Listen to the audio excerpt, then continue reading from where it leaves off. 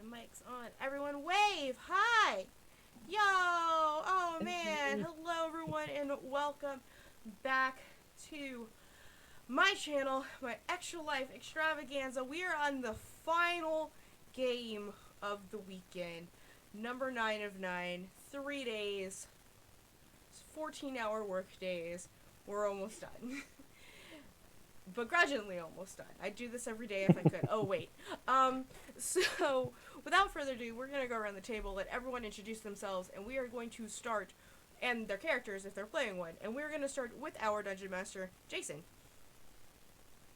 Hi, my name's Jason, also known as Tog DM, because I run Totally Online Gaming Group Twitch channel, and I am the DM for our group, and I will be the DM for tonight. Alright. Next up, we have Dark Justice. Hey, I'm Dark Justice. Don't have any streams time yet. This is my first time on a live stream, but looking forward to having fun tonight. Who are you playing today? I'm playing Caesura. He's a human, monk, so it'll be a good time. Okay. Next, we have Archangelic. Welcome. Hi, I'm Archangelic. I don't do much streaming except for about this time of year. Just mostly online. And yeah, I am going to play Windy, aka Windbreaker, the Goliath Storm Sorcerer. Thank you so much. And Ray. Hey, I'm Ray. You may have caught me at the very, very beginning of this, actually, quite aptly. I was the GM for the Coriolis game that was at the beginning of this fundraiser. You can find me at Friends Who Roll Dice, and you can find me at Red Mage Ray on Twitter. I do a lot of TTRPG stuff. Usually I'm DMing or GMing, so it's nice to be here. I am playing Shelter, my interesting character. A total barbarian blade singer multi-class. So we're going to see how that goes. I love it. Hey everyone, my name is Val. This is my channel. Today I am bringing to you one of my favorite returning one-shot characters. His name is No. He is Forge Cleric Kobold, and No not produce. You know what? No does whatever the fuck No wants. However, that is currently his giant wife. So, he is small husband right now. He only lived for like 8 years, so he has to get the most out of it. But no, as in Nono, no. If that's how you're wondering, wet and gushy. I got a really good laugh out of your name earlier, so I appreciate the shit out of that a lot, a lot.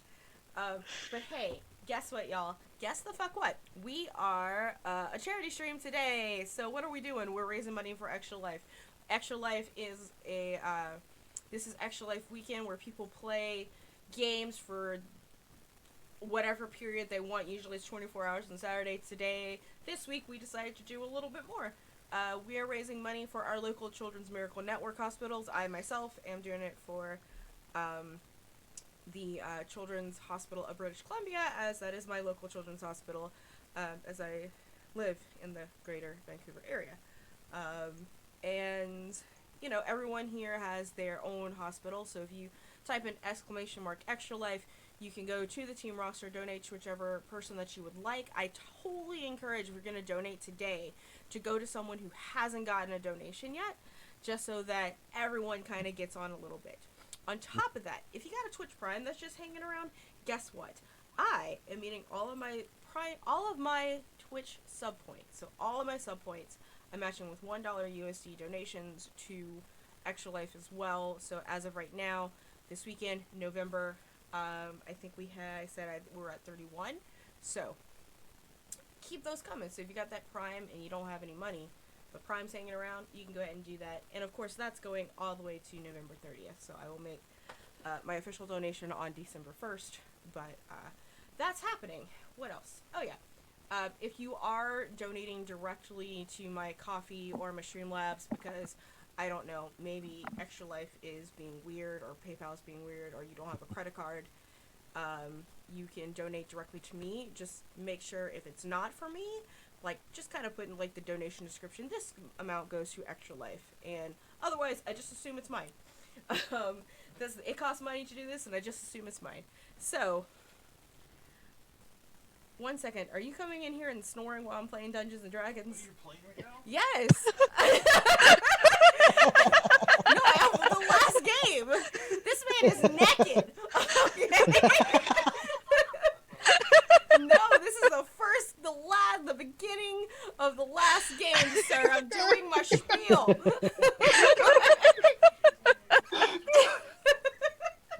It's a great start. He is just, yes, thank you so much, They in Twilight, for the raid. Welcome. Sorry, I can't show you because he's not minding his nipples right now. But he is at the edge of my bed thinking it was nap time. It's not nap time. We're not done. Doesn't count. I have socks on. You have socks. Yeah, well, Twitch actually cares about that. So anyway, that's the segue. That's what's going on today. Last game, last 3.5 hours. Let's jump into it. Jason, please take us away. All right. So, if everyone is ready to go, yes? Sure. After a lovely evening meal at the local tavern, your party heads upstairs to the rooms that they have procured for the night. It has been a long and hard road up until this point. You've all been together now for about a year, and have seen great many battles. You've come to rely on one another, and you all trust that you have each other's backs, which is the only reason you've managed to survive some of your previous encounters. But, as for now, there is plenty of time to rest, as you've finished your current mission and have yet to take up another. Having been paid handsomely for your last contract, you all decided it was time for a bit of luxury and relaxation, and have thus each gotten your own suite for the night. Each of you lay down in your own oversized beds and begin to drift off to sleep, surrounded by the warm embrace of the covers. However, your night is far from peaceful, as you start to sweat and visions of being picked up by a giant hand and thrown into a giant bowl fill your mind's eye. You see yourself and all your companions in this bowl as it begins to move violently from side to side, tossing you about. And then your eyes snap open and you are awake once again. But now you find yourselves lying in a field of tall grass with the sun high overhead. So what you do now is entirely up to you. Where's my wife? Wendy will pop her head from up behind the grass. She's like, honey, were we in bed earlier? And you can easily see that you're all within about 5-10 feet of each other, just laying in the grass.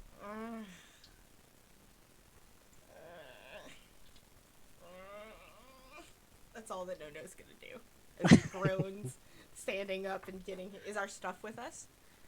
Yes, you have all of your equipment. In fact, it almost feels like you were getting ready for an adventure or something, because everything is in its place where you would normally put it if you were about to head out on the road. No, I don't like this shit. Did I drink too much last night? Yes. Last thing I remember is we went to bed, and yeah, I just came out of that blackout. I'm sorry. You always were a lightweight. Hey, fuck off. Now, I need everyone to roll perception checks. Right.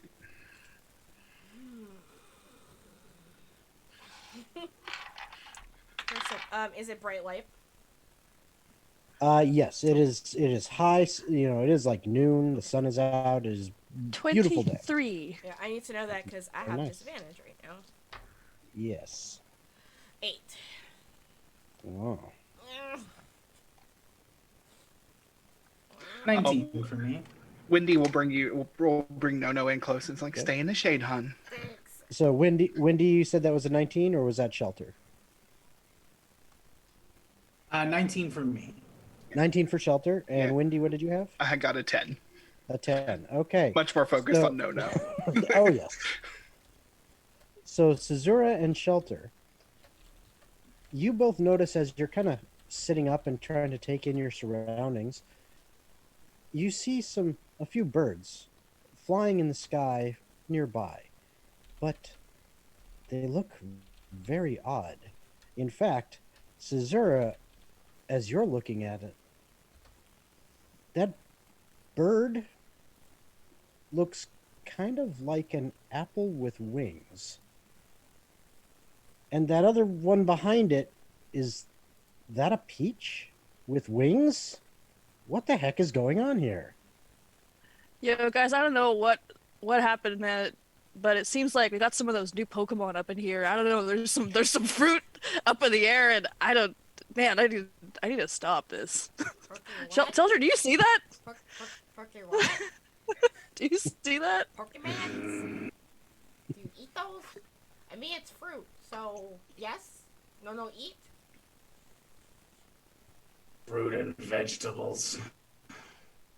Hate them. How else are you supposed to get your vitamin C? Stand in the sun? No.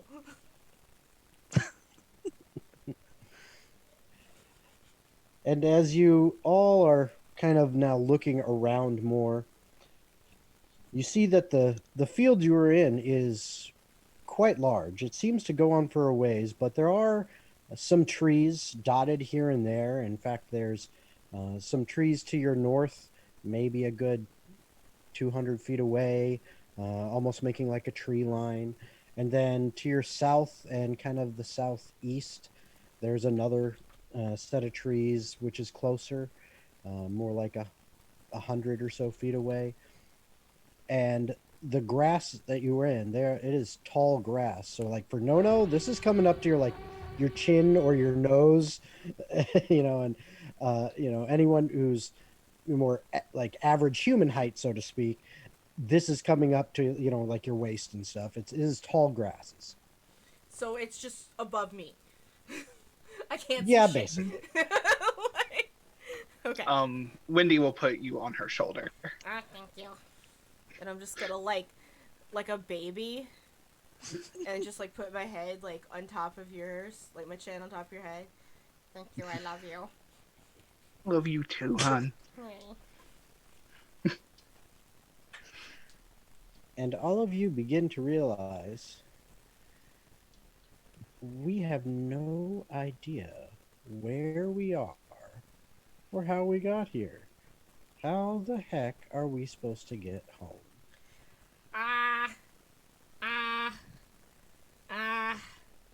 So, did anyone have any dreams about giant hands? You know, the usual. You I normally certainly dream didn't. about giant hands? You know, it's complicated. The year has already passed, and I have so many questions. Could I make some kind of check, religion check, insight, history of the other? What is their giant hand in dreams about?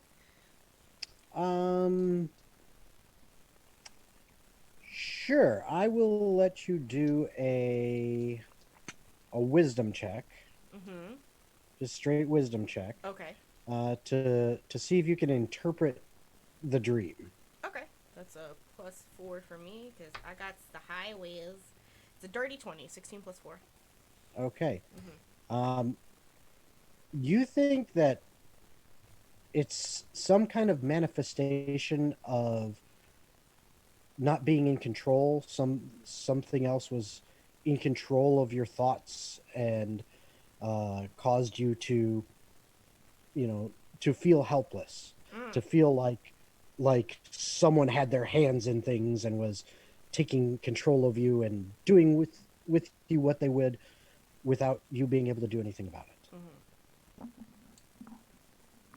Okay.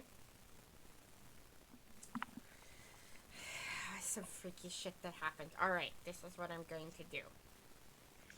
Wife, if you would please, my dear, put me down. Appreciate it. And I pull from my bag my shiny rock. I put it down. And just other little things from my bag. And I would like to take the ritual to cast Augury. Okay. So let me pull this up here in just a second because it's been a while since I've looked at that spell. By casting Gem and Laid Sticks, rolling Dragon Bones stuff. Okay. I get to essentially get a question and I get like a wheel or woe Yep. or like something pointing Mm-hmm. kind of thing. An omen, essentially. I'm looking Yes. for a good or bad omen. So put things around. I look at my rock and I'd be like, so which fucking way do we go? Please. Okay. Now, it does have to be a specific course of action. So, Mm. are you thinking of a direction? Yeah. Okay. So I'm going to ask, more specifically, he'll ask, or at least his god will know in a more specific way. He's Mhm. asking if we should go north, south, east, or west. So he'll be Okay. north first, south, and ask for Mhm. like a wheel or a woe in the directions, if that makes Okay. sense. All right. So, when you go with north first, you get a sense of foreboding Oh no. and just it feels off. Eh. When you pick any other direction, Mhm. you get a sense of maybe good, maybe bad. Okay. I point north and I'm like, definitely no. Everywhere else, maybe okay. But no. That bad place. And I pick all my shit up, put it back in my bag. Okay, what we do? So you said north is bad, but everywhere else is okay. Maybe. So we're supposed to go everywhere else. Maybe. Right. It's what God say. Do you question God? Look at it. Do you question it? So, was north to the tree line, or There was a tree line to the north that's about 200 feet or so away from you guys, and there's a tree line kind of to the southeast that is about 100 feet away. well, we probably shouldn't stand around in the open. So maybe we'll go over to that tree line over there. Oh yeah, don't want Giant Eagle to carry me away again. Let's do that. I've Okay, learned so so- much about you in such a short amount of time. So Why are you here? you are heading which way? To the southeast, to Okay. the tree line. Yeah, just not north. We're not going north. Okay. So as you begin moving towards that tree line, you're getting closer to it. You kind of notice as you're passing through the grasses, you're hearing more bird song, and taking notice of any animals that you happen to see, and you do see another few birds flying around. One looks like a kiwi, one looks like a large strawberry, and you also see darting up the trunk and then into the branches of a tree what looks to be a large walnut with a bushy tail. And it just kind of, scampers up there. So, Wendy's not great with Arcana, but can I make an Arcana check to see if we're in some sort of illusion? Sure. Go ahead and roll it. Oh yeah, that's an 8. So we're no idea. As far as you can tell, this is the real deal. And then as you continue to get closer to the shade of the tree line, I need everyone to make perception checks. Closer to the tree line, not in the tree line, right? Yeah, you're closer to it. You're probably about maybe 40 feet away. Gotcha. Still at disadvantage. That is 13. 13. Okay. I got 2. Ooh. Only an 8 for me this time. Okay. So, as you continue on, you then get about 20 feet away from the tree line, and jumping out of the grass and the brush near the tree line, you see 5 very large, very angry-looking hot dogs in buns that seem to be charging at you, baring teeth and acting a heck of a lot like wolves. Oh, that's not good eats. Mm-mm. And We'll see when they we kill Oh, them. I disagree. and they have surprised you. Okay. So I will need everyone to roll initiative, Mm-hmm. but they will get to go first, and then it'll be in initiative order. Cool. Can I declare that I used my my feature on my weapon, please? Absolutely. Cool. So it's a +1 and it's now magical. So Okay. my alert hand axe. feat prevents me from being surprised Surprise, while I'm so that- conscious. Yep, so you will go in initiative order I got 14. right away. 14. Okay, so we got, hold on, let me get this. 0 is a Heck 14. yeah.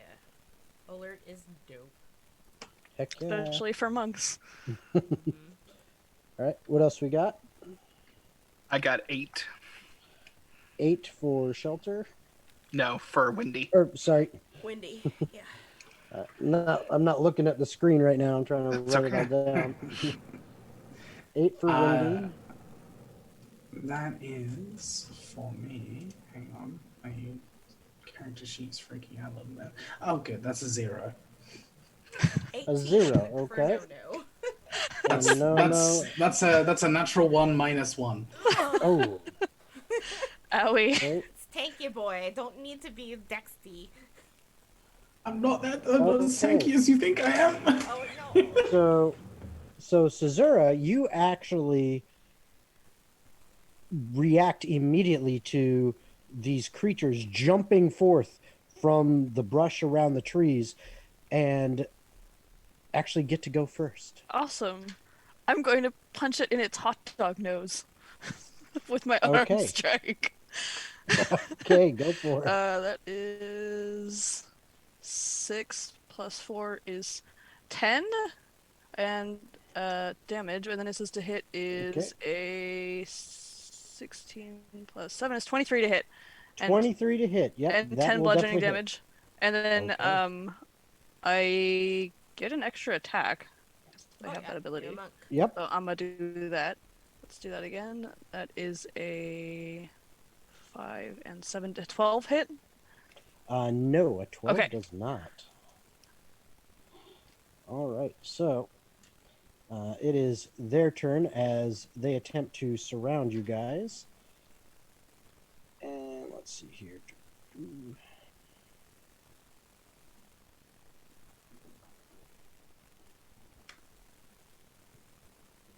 So the first one is going after you, Caesura, since you smacked it in the nose.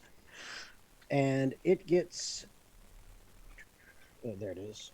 All right, so 16 for its first attack. My AC is 16, so it's Okay, so that hits. And that is 6 damage, just 6 slashing damage as it claws at you. And then it attempts to bite you, and that will not hit. Okay. The next one is going after Nono, Mm-hmm. and I assume a 24 will hit. Yes. Ow, yeah. Yes, but does it? It all that was a 19 on the die. Yeah. Yeah. But I do not know. Does a 14 hit? No. Okay, so it just hits you with its claw Mm-hmm. for 7 points of slashing damage. Okay. Next one is going after Wendy, and that is a 9. That's not which I'm enough. sure that doesn't hit, and a 15. 15 will hit. 15 will hit. All right, so that was the bite this time. So that one is going to be a little bit more. That is 13 points of damage, Ooh, okay. piercing damage. And then one going after Shelter. Get a 17 for the first attack and a 13 for the second.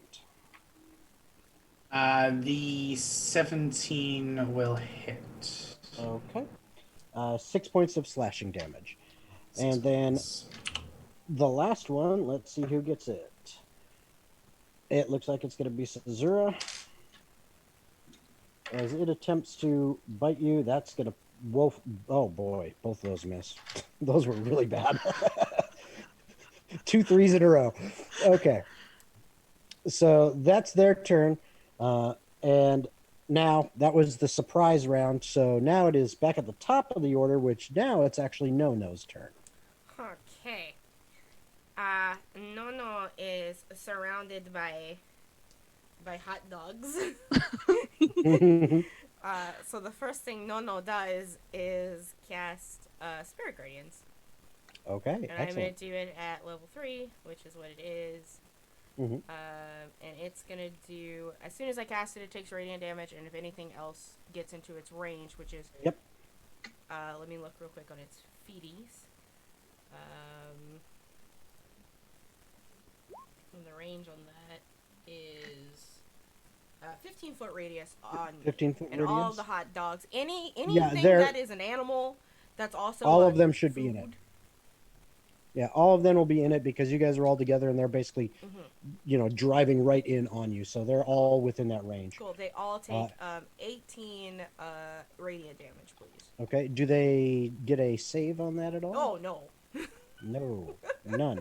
There's no save. On Spirit Guardians, nope. I thought there was a wisdom save. All right. It might be a save in half. Hold on a second. Yeah, that's what I thought. By casting, it's on self. By casting, oh, that's augury. It's a wisdom save if it's Spirit Guardians. Okay, Yeah. it is a wisdom save. There we go. You're right. But Okay. it's it's half. Yeah. And DC, your DC. My For your spell? DC is. Let's find out where it's at. 15 right now. Okay, so that's a fail. I have little kimono dragons just flying around me. Oh, hey, one of them actually made it. All right, so all of them except one take a full 18 points. Ouch. And then 9 for the guy who saved. Yep. It's just like, nyeh! All these little flying kimono and angel dragons just sort of appear and just start nipping at any. They all want a taste of these hot dogs, essentially, is what I'm saying.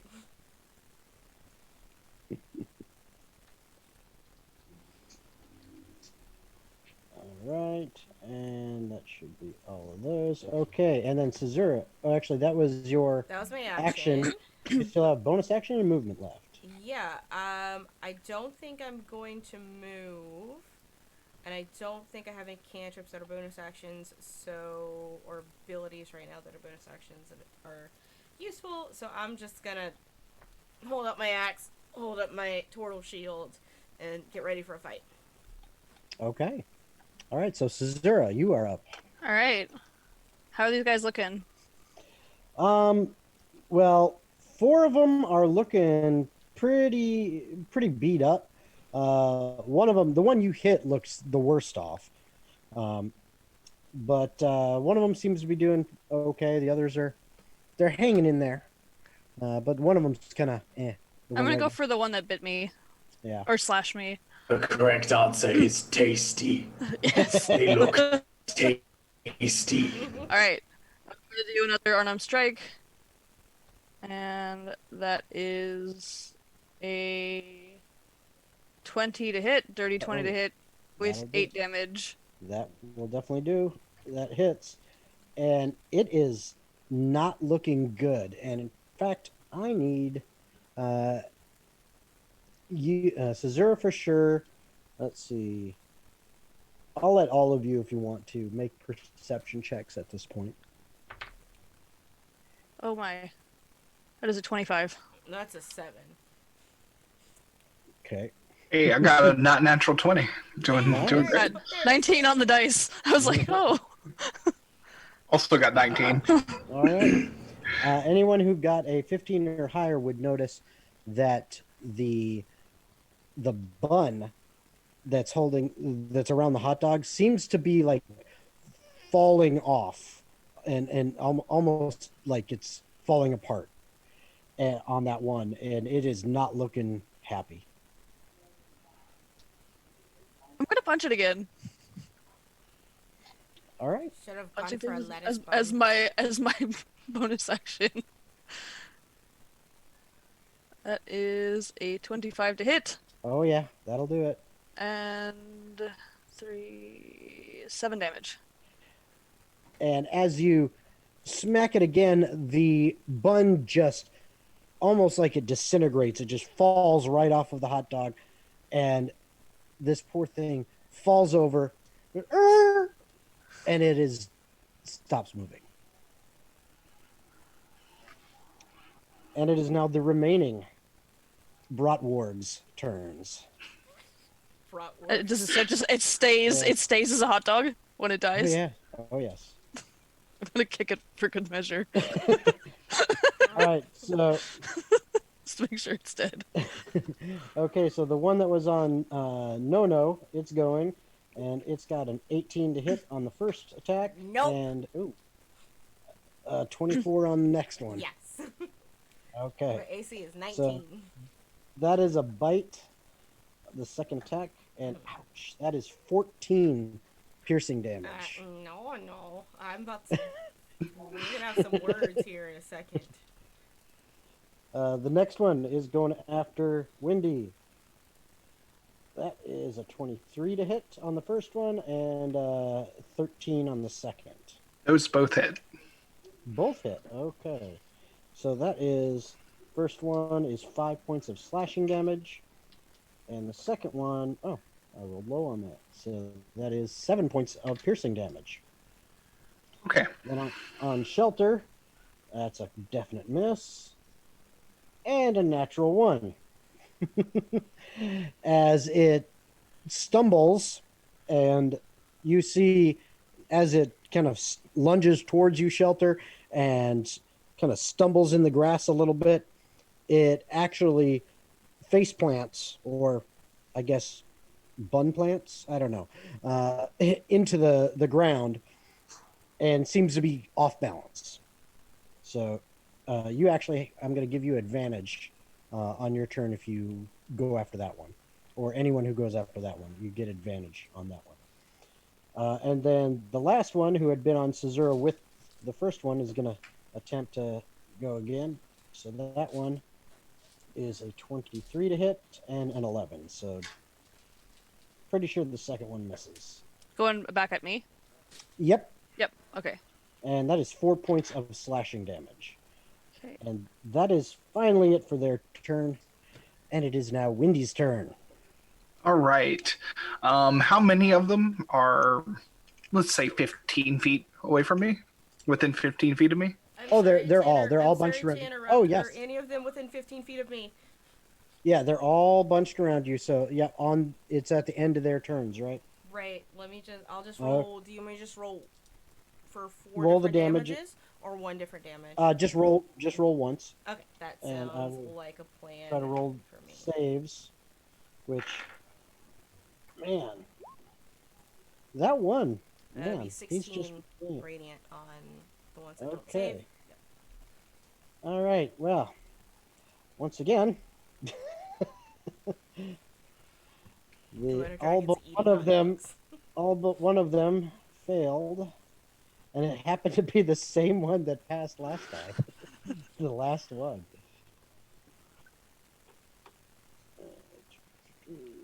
Okay, there we go. Okay, sorry about that. Windy, yes, they are all within 15 feet of you. All right, how many of them though? There are Oh. 4. Okay, 4 left. I'm going to just cast Thunder Wave at first level, Okay. but I'm going to use a sorcery point to make it careful so that I do not hit my allies. Okay. Thank you. So yeah, they need to make a Constitution save. Oh boy. Yeah, that's really gonna happen. Okay. And what was the DC you said? 14. 14? Okay, that one actually saved. Failed. Saved. Saved. Wow. Okay, so the second one failed, Okay. but all the rest actually made it. So it's saved for half, and they are going to take 8 plus 3, so 11 thunder. 11 thunder damage. 11. Okay, so, and then half for the ones that saved. Mhm. Come on, open up. So, half is that. So, okay. This one gone. This one. And this one here. Okay, so one of them drops completely. 2 of them are really looking rough, and one of them, who knows? This one must be just blessed, or super lucky, or maybe that's the alpha. Who knows? It's just it seems to be hanging in there pretty good. But the rest are not doing so hot. And you still have, let's see, your movement left. You had to use a bonus action, I believe, for your sorcery point, right? Or is that, it's been a while since that. It's a free action. Free To action. burn Okay. sorcery points. Yeah. Sorcery points. So you still have bonus action and movement. Yeah, if I was converting my sorcery points, that would be a bonus That's right. action. That's right. But yeah, no, I'm going to stay here. I'm just going to... I don't want to risk any attacks of opportunity, so stay where I am. All right, then Shelter, it is up to you. There are 3 left. One of them is still in front of you, the one that went after you. Okay. How close are the 2 wounded ones? Well, one of the really wounded ones is the one that was right in front of you. Okay. The other one is, I'd say, probably about 10 feet away. Excellent. All right, cool. I'm gonna begin swinging my flail in one hand, open up my spell book on the other, and just go, I'm going in for the grill. And I'm gonna burning hands it.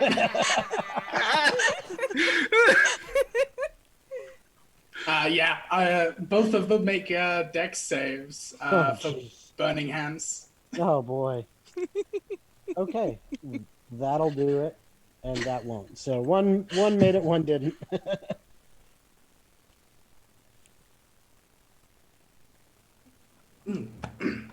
My throat just decided to have badges. Apologies. 12 points to the ones who failed, Mm-hmm. and half to the one who passed. So 6. Yeah, and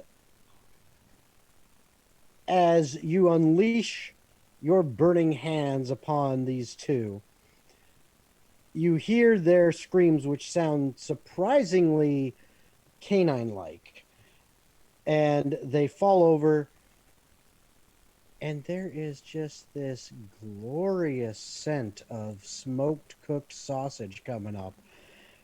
You've been in battles, you've fought things, you've burned them.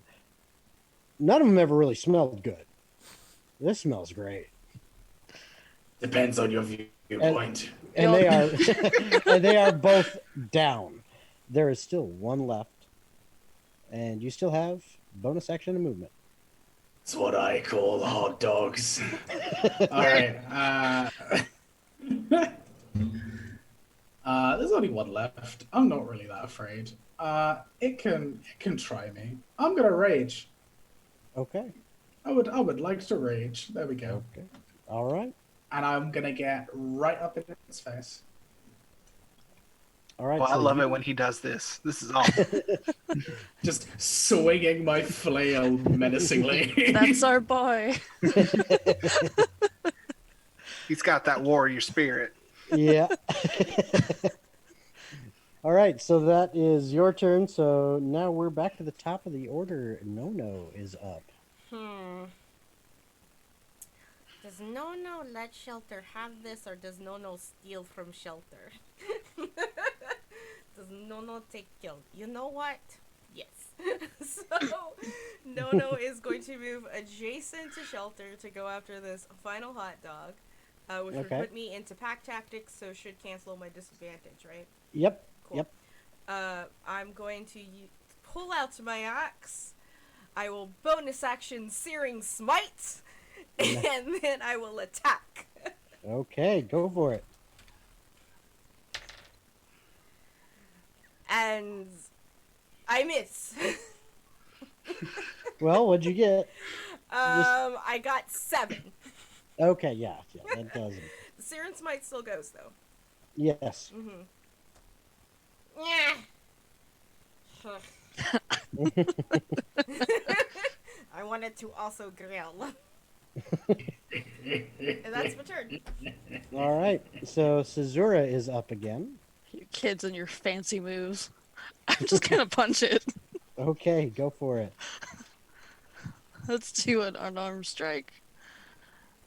That is a 11, and 7 is 18 to Yep, hit. that hits. And for the damage, that is a 5, 9 damage. All right.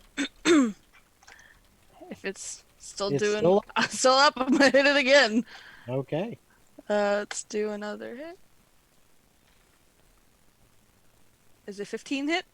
Yes, it does. Okay, and 5 and 4 is 9 damage. Okay, it is not looking good, but it is still there. It is now its turn It And takes my it damage soon. at the end of its turn. If it's still within the 15. True. It attempts to bolt. Now, that means you get attacks of opportunity. Absolutely. And it is hoping you miss. Mine is still on fire. Wendy is standing back So behind fair. y'all like, get it. It's time for a punch in. Like, who's going Yep. first? Who's doing this? I That's did it. mine for an 18. I don't know Okay. That'll if I hit. do initiative order or not. Yeah, just whatever, whoever wants to hit, go for it. So, A 23 to hit yeah. with 26 to hit. Okay, so 5 damage. all 3 of you had 2 hit points left. All 3 of you just turn this into paste. And it catches on fire. It's like cooking. it's like burnt pate on the grass. So, All right, Delicious. and the cartoon peril is no more, as you are now surrounded by the fallen foes who attempted to interfere with your path. I'm gonna take out my dagger. Or no, never mind. I'll just keep my axe and I'll chop one of the a big bite off of the hot dog, and I'm gonna carry it over to Wendy. It's like, for you. it could be like, that fairy food that binds you there forever if I'm you gonna eat pull it. out mustard. I'm going to very politely take it and do a survival check to see if it's all edible. Okay, go ahead and roll it. All right, let's see. To give my wife That the is spoils. that's an 18. As far as you can tell, I mean, you know that, well, animals, many times are hunted for food, or even, like livestock put for food. And, well, this sure seems to be kind of an animal. This probably is its meat. Smells good. And Probably pretty it's good. already cooked, right? Like, so. Already cooked. Yeah, you, All you right. think it's going to be safe to eat. You just don't know if it'll taste any good, but it does smell good. Well, she's not going to say this, but she's going to think this like, well, I've definitely eaten worse. And and she's gonna take the mustard and put it on it and take a big bite out of it. I mean, like, it was Okay. really big in Nono's arms, but it's like just a handful probably. And I would like to take one of my undescript amounts potion of healings. Okay. Which is also coincidentally mustard. I'm also gonna do a potion of healing because I'm less than half.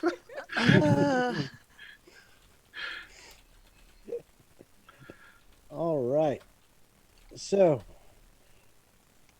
what do you guys do next? You continue on the path to the southeast? Got the forbidden fruit right here. Yeah.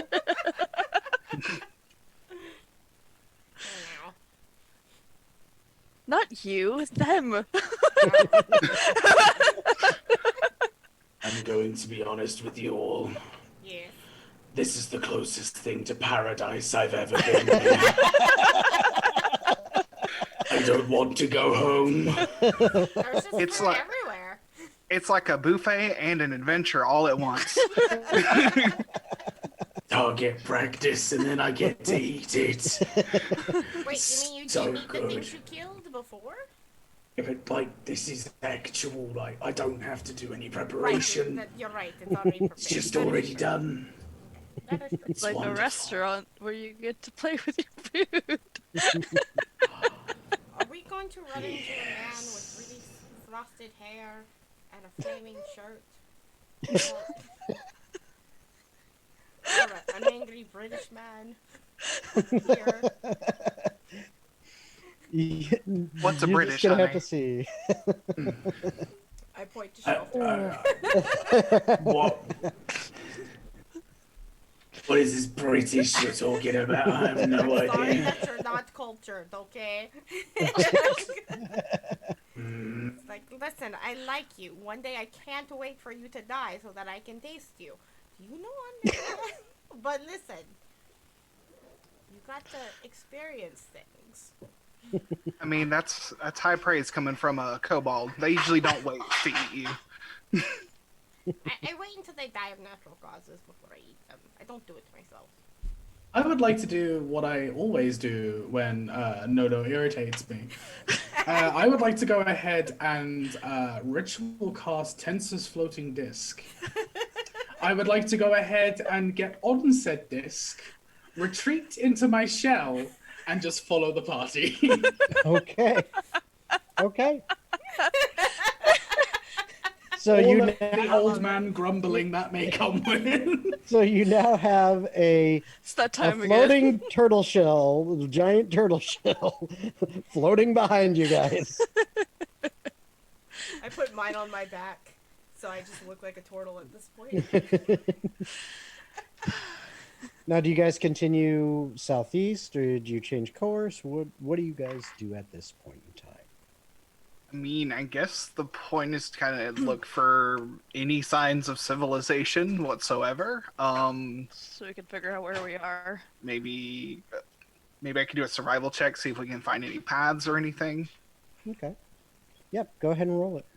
All right. That is a 22. Okay. You actually do notice that as you kind of move around a little bit and are investigating the area, that it looks like there's several game trails through here. You're not exactly sure what the game looks like, but it definitely looks like some kind of, foot traffic of some kind. You're assuming it's game. But you also know that a lot of times the game trails will move away from the noise of civilization and the noise of people. And it looks like they're all kind of curving away and towards the west and away from the south and east. Okay, so you're saying that likely civilization is going to be Yeah. more towards the south. Yes, they're probably trying to avoid, anything down there because of the noise of people and the commotion. As much as I want to look around and see if one of them is a giant pie, we should probably go this way. Fair enough. I'm not one to argue with you. All right. So as you continue going in that direction, following Wendy's suggestions and ideas on this is probably the best route to go, you end up walking again through fields, some trees here and there. There are some, larger clumps of trees. Nothing that's really a full-on forest here. Until you start to notice that the hillside or the terrain starts to get a little bit more hilly and starts to rise and fall, and you can't quite see over the next rise now as the terrain has been changing. And eventually you come to the rise of one hill, and you see probably a good 300 to 400 feet away there is a line of trees, and on the other side there looks to be a dirt path. And in this dirt path you see 4 wagons. One of them appears to have a bunch of people kind of hustling and bustling around it, trying to get it to move. Maybe it's stuck, maybe a wheel is broken, who knows. They're doing something with it, but the rest of the wagons are just sitting there, and there's quite a bit of activity around there, movement. Trying to look through the trees from this distance, that's about the most you can make out. You can't tell exactly how many people there are. You cannot tell, much else about it. It's just too far away and too much in the way to get more than that. Can we tell if they look like people or food? Not from this distance. Not through the trees. Shall we go take a look? I mean, beats getting attacked by more sausages, so worth a shot. What are you talking about? It's fine. And we got lunch afterwards. Someone say sausages. I hold up like the second piece of the other hot dog. You need some? Too bad. So, if you move closer, as you start to approach, you notice now, as you kind of get about 50 feet away, you can finally really see clearly through the trees. And what you're seeing, it boggles the mind. You're seeing just muffins with legs and arms, giant chocolate chip cookies with legs and arms, oranges, strawberries, croissants, eggplants, just all sorts of different foods that are walking around and talking to each other and seem to be working on a broken wagon and trying to get it up and about. Now, beyond their strange looks, as you look closer, they don't appear to be in the best condition. The clothes that they have on, and yes, they are wearing clothes, are torn and ragged and dirty. Some of them seem to have bandages on them, wounds, scrapes, bruises. They look pretty beat up, and there's about 30 of them there. I never thought I'd have compassion for a muffin, but here we are. I was just thinking, we can't eat these people. No, it sounds like they might need our help. Just as much as we need theirs, perhaps. Well, let's say we go give them a hand, I guess. So do you guys approach? Yeah, I think that's the Normally. consensus. Yeah. Normally. Okay.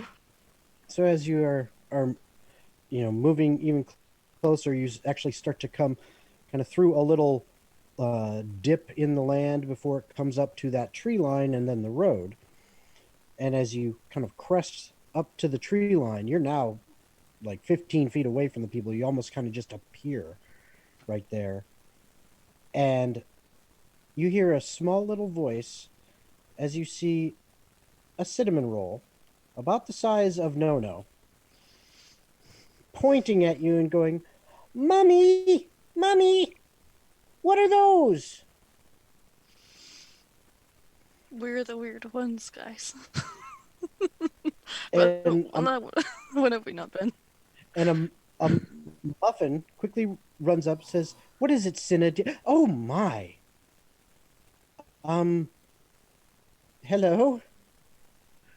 I I'm gonna look over at Shelter. My eyes are like super wide and I'm salivating. Like, because we don't like each other, but we are also like love eating things. So we understand each other on that level. So and it's like,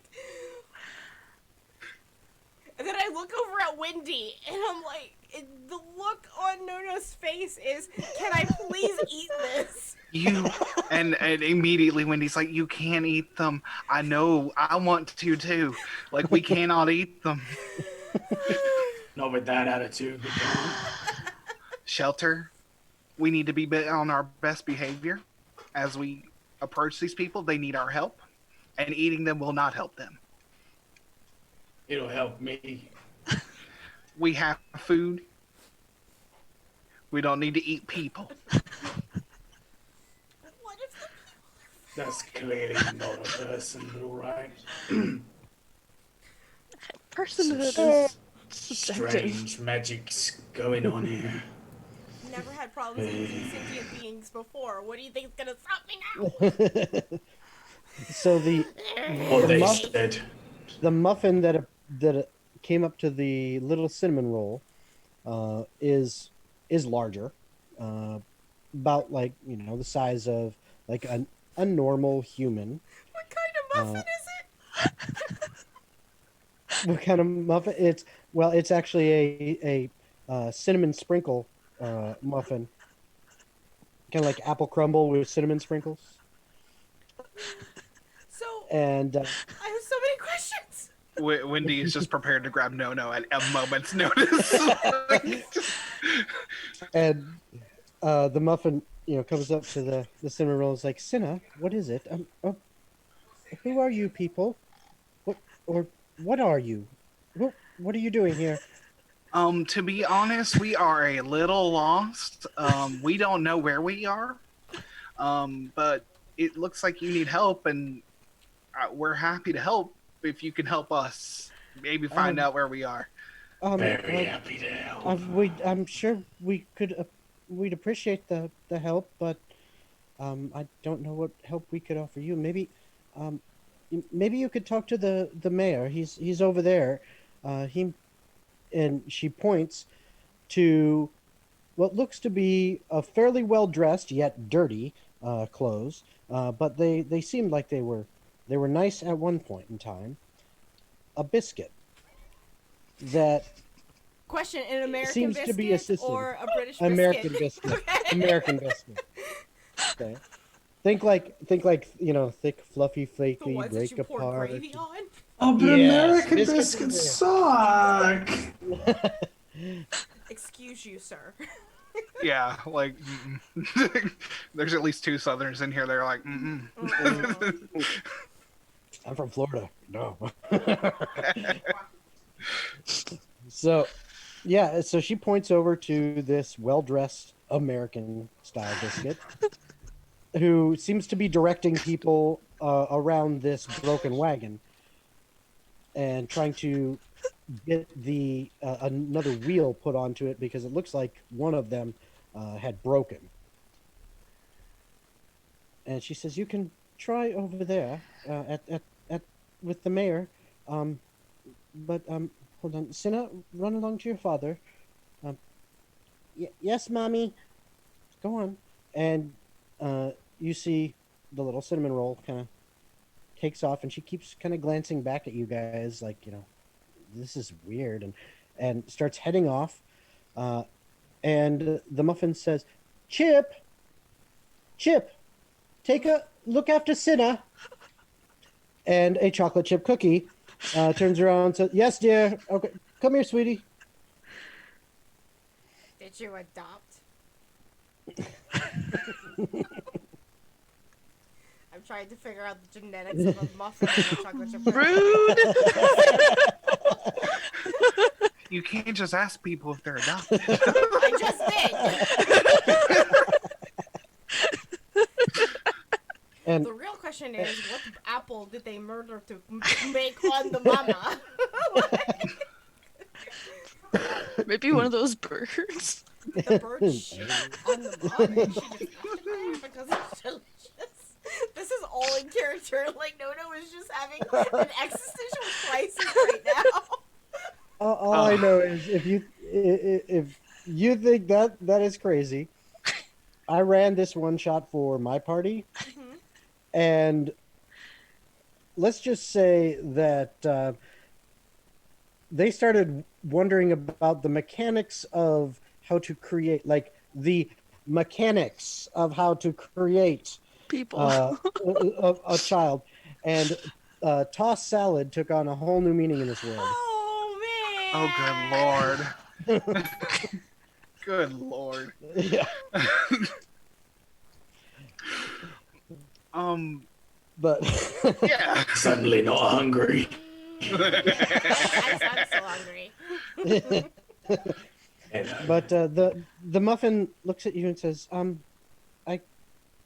as I said, we'd be glad for your help, but here, let me bring you to the mayor. Maybe he can help you, and then you can help us. And so she begins to walk over towards the biscuit that she had pointed out, and kind of looking back expectantly to see if you're following along with. Yeah, I'll follow along. Absolutely. Keeping a close eye on I'm these in two. for this. Like, I'm committed. I'm help these pastries. I'm somehow the mom of this group right now. Somehow right now? Come on, you're always our mom.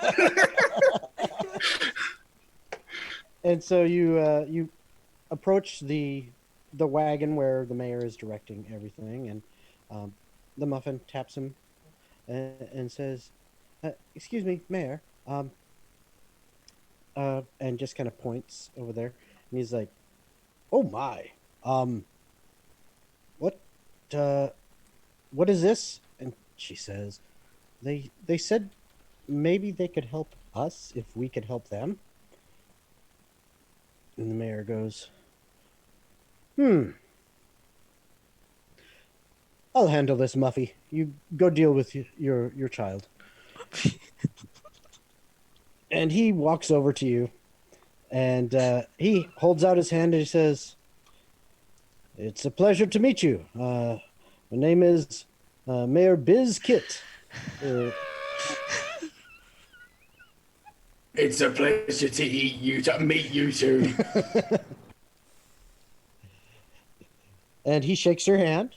No problems. And then he says, so you could help us? I mean, we are having quite a difficulty actually we're not, honestly, we're very run down. We've had to flee for our lives and have been on the road for a very long time. And most of us do not even have the strength that it takes to prop this wagon up to get the wheel on. So if you could help, that would be wonderful.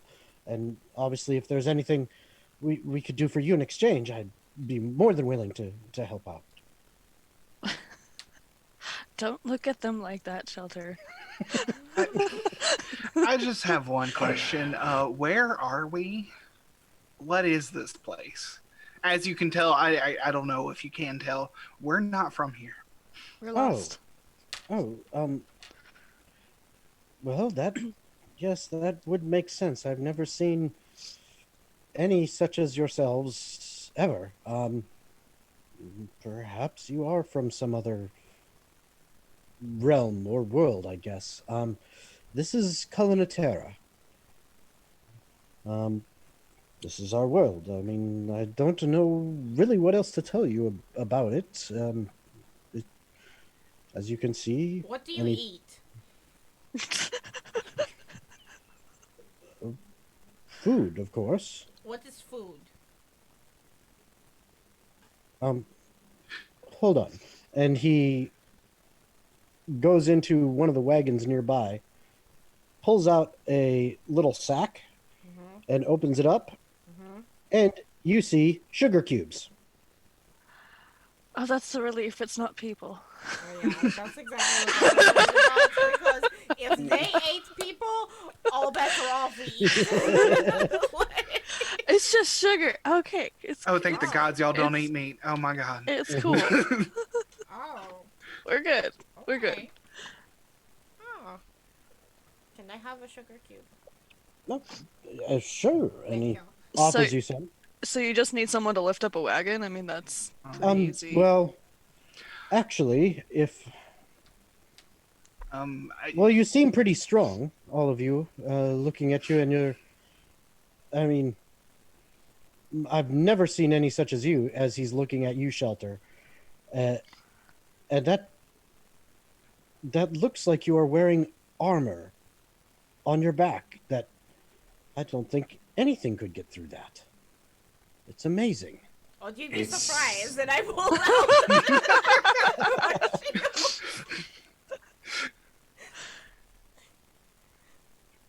It's kind of like a spiky house. It means a lot to us. A lot to us.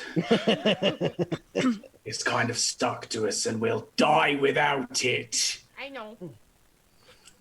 Wendy is going to cast Prestidigitation on the mayor's clothes, kind of clean them up. You need to look nice if you're going to help out your people here. It sounds like y'all got a long journey ahead of you. He looks. What? Thank you so much. It has been weeks. Oh my goodness. So what exactly? So much broken? fun. What's going on?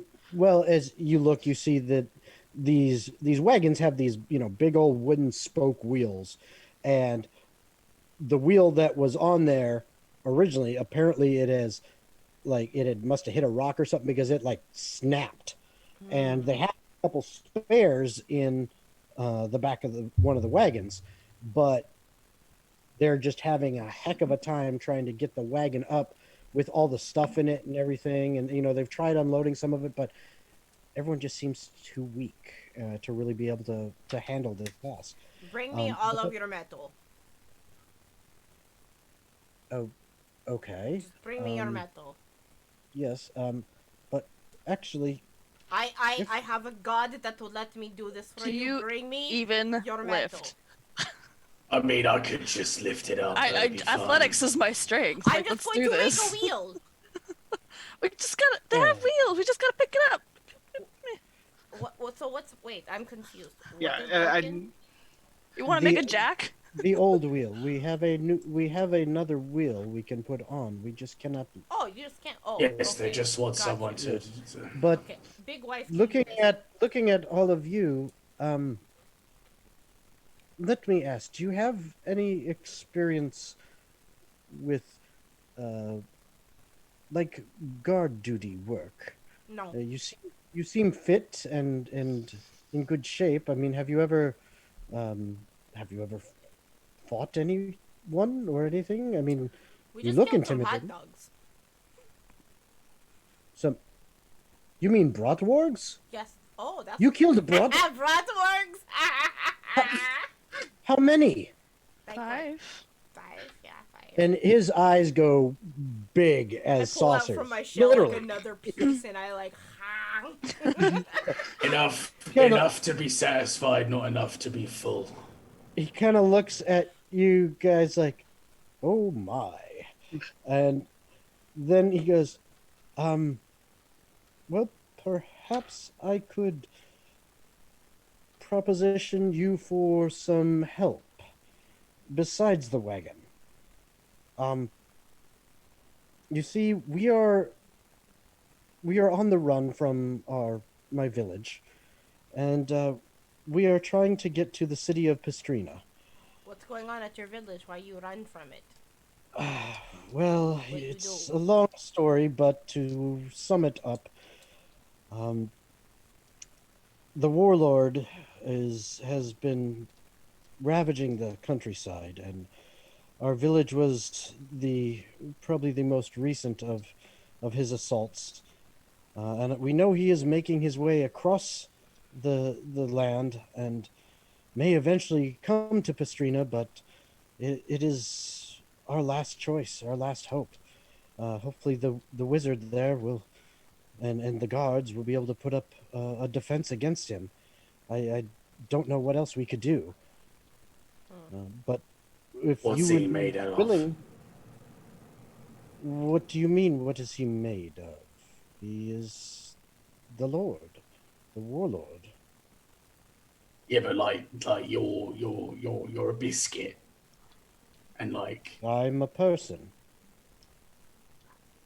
Shelter Oh, no. down. what's the warlord's You are name? very strange. Strange. It doesn't. It does make sense. From some other realm that you may have some different mannerisms. So I will assume that it is just that and not an insult. But no, he is. I mean, he is the Lord Tur of Key. I mean, what else would he be? And No. Wendy's We've gonna put gotta go. her hand on Shelter. It's just like, I mean, if that mayor's a biscuit, could you imagine what the Lord is? A cake. A whole cake. Think of this. Shelter. He said, Lord, no, he said Warlord Tur of Key. He's a big turkey. Oh! He's a giant turkey. she's gonna pull both of them back, and she said, "We will be happy to help you. Absolutely." Just hanging on her arms. Good. Looking at Shelter, I'm like, she, Because Um, what we could really use is just an escort to the city, just to make sure that none of the warlord's advance patrols and scouts happen upon us and accost us before the final leg of our trip here. So you just want us to walk with you? Leg turkey. Yes, and I mean, if you've already dealt with the Brutwargs, you know, hopefully we don't come across more of them. But if we do, we would have your protection, and as well if any scouts of the warlord, uh, we would be grateful for it. And we can't give much, but I could give you an introduction to the wizard in Pistrina. Yeah, he may be able to have resources to to help you and to reward you for your assistance in helping the people of this land. Sounds good enough to me. I don't know what else we're gonna do while we're here.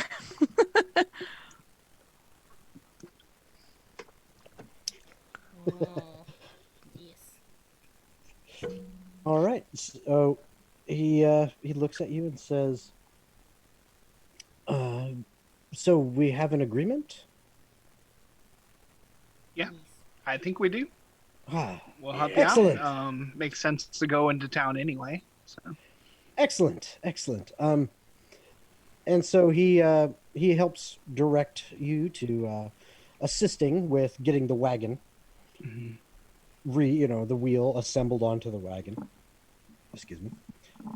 And you begin to journey now to the southwest along the road and continuing to follow it.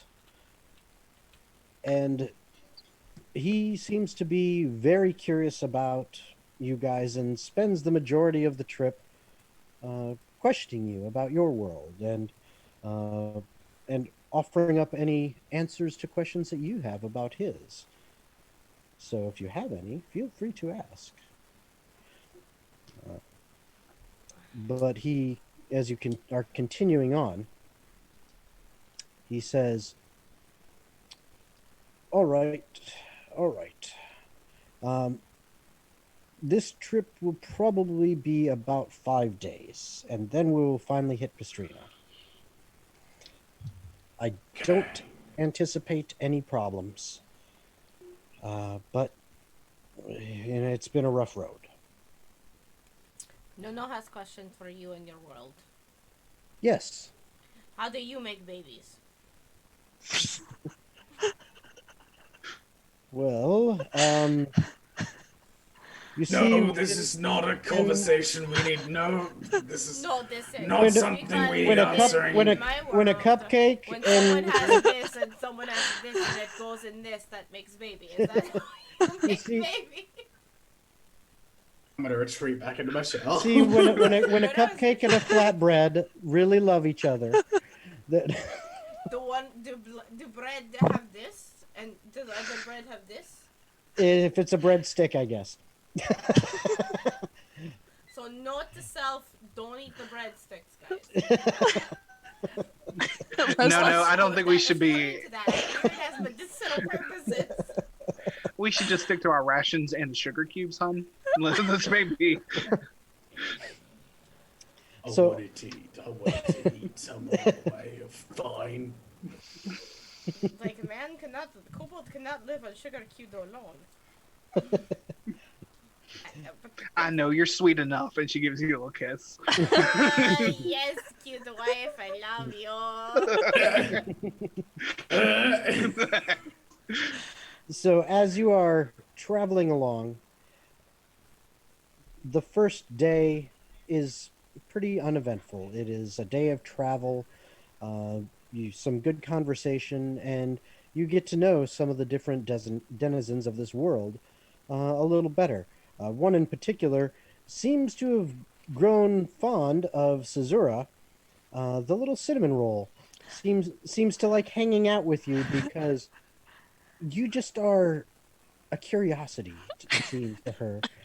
She's never seen anything like you, and the fact that you're so well muscled and all that is just doesn't happen in this world, and she's just like enthralled. No, just ties twine around his mouth. If you touch Cinna, him to me. don't you touch her. She's a precious little cinnamon roll, and we are not gonna hurt her. Cinnamon roll, yeah, like I smell her from here, like taste her with my tongue. It's so tasty, though. She's a child. Well, that just makes her more tender. Oh my god. It's got weird. Yeah. So How I feel.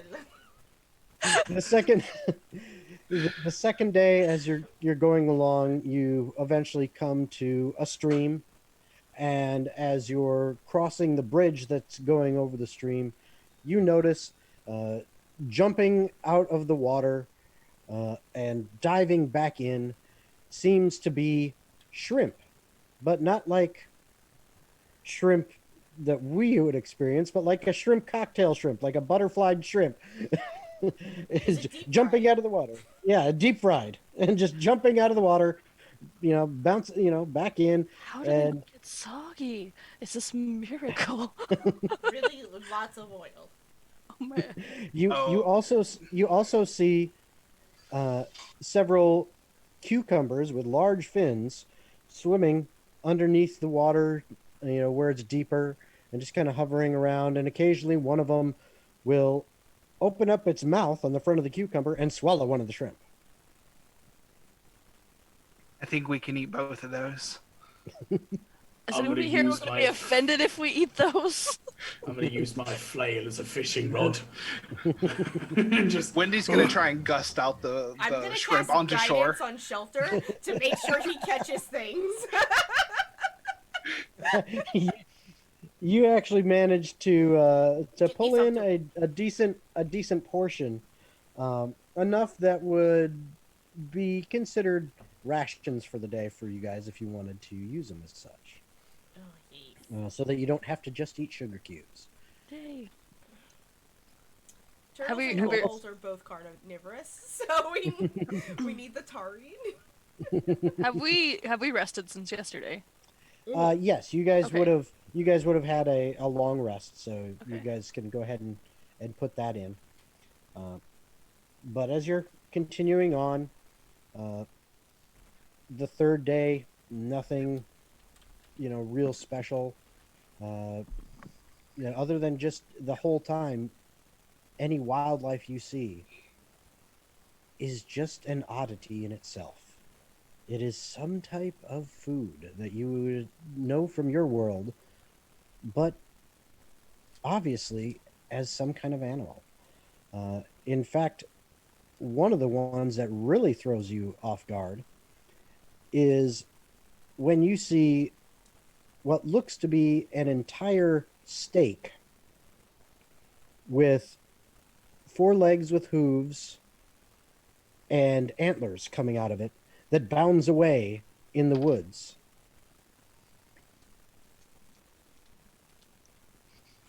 And is just gone. And then on the fourth day, by midday, the mayor says, we're almost there. We're getting there. The last bit of this road should be pretty easy, but there is a section where we could potentially get stuck in the mud because the way the land dips down. I've traveled it before, and during this time of year, there tends to be some mud. So we may need some help getting the wagons out if they get stuck. Mud, you say? Yes. Let me pray to my God, see if he has something for that. And I'm gonna bring out my rock. It's like this big. So half the size. It's just like I just randomly pull stuff out of my turtle shell. Like you just don't understand where it comes from. Just pull out this rock. It's got a little like what's not mossy is very well polished, and I'm just gonna be like, and I'm gonna look at the cleric spell list to see if there's something I can prepare to help with that. Okay. 'Cause I don't know if And they sure- mold earth or not. Yep. And sure enough, as about another half hour, 45 minutes go by, as near as you can tell, and you can see as you come over a rise that the road goes on and starts to dip low, there is a low point for the road that actually kind of goes between what seems to be a whole bunch of rocks that were kind of chiseled out of the way to make this pathway, but it sinks down low and then rises up again, and it looks like water collects there, and you do see some mud in the road there, and so it is pretty difficult terrain to get the wagons through. So as you approach that, the mayor looks at you there, Nono, and says, "So before we go across, you said you might have something to help with this?" Yeah, so what I can do, I don't have any earth spells, but I definitely can prepare control water. It's a 4th level transmutation available to clerics. Let me just look at the description of that real quick. Can I possibly concentration up to 10 minutes in the spell ends, you can control any freestanding water inside an area you choose that is a cube up to 100 feet. Okay, so I'm kind of wondering, because mud is just water and earth mixed, right? Mm-hmm. Could I essentially, with control water bend the water out of the dirt and make it dry? You know what? I'm going to say yes, because that sounds cool. Awesome. I'm gonna take a 4th level spell slot, and it lasts for 10 up to 10 minutes. So this is like I think my only level 4 spell slot that I have. So listen, once I do this shit, you gotta go fast, okay? Like a hedgehog. Okay. Okay. And No does some crazy shit and just like stands and it's like,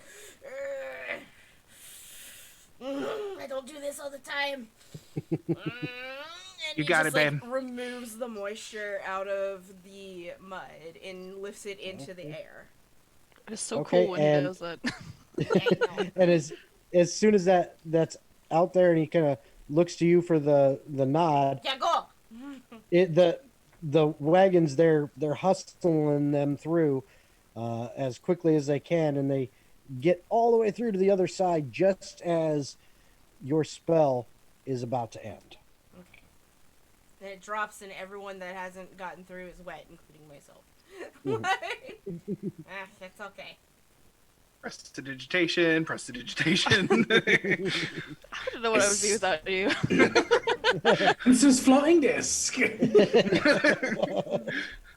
Okay. All right, so For Wendy though, she just uses gusts and like blow dries. Like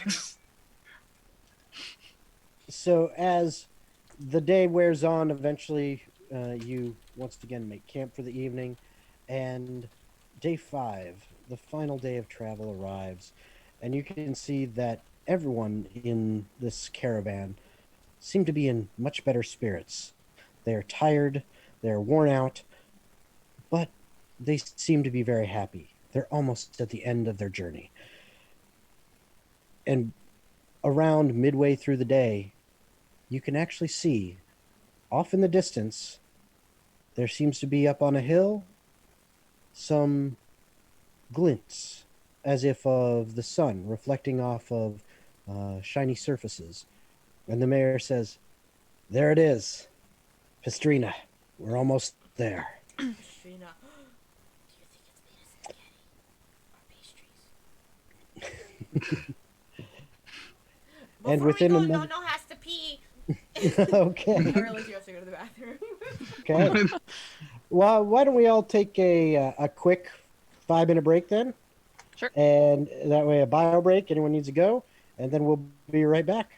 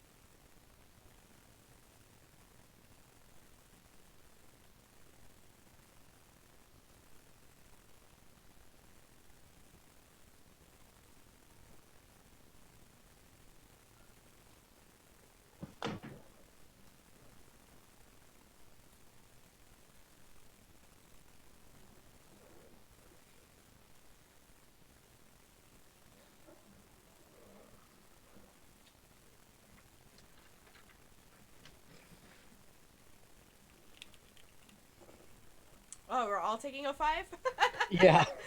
Okay. Okay. I'll go ahead while everyone's gone, then I will just switch to the splash page Okay. so that we're not just staring into the abyss.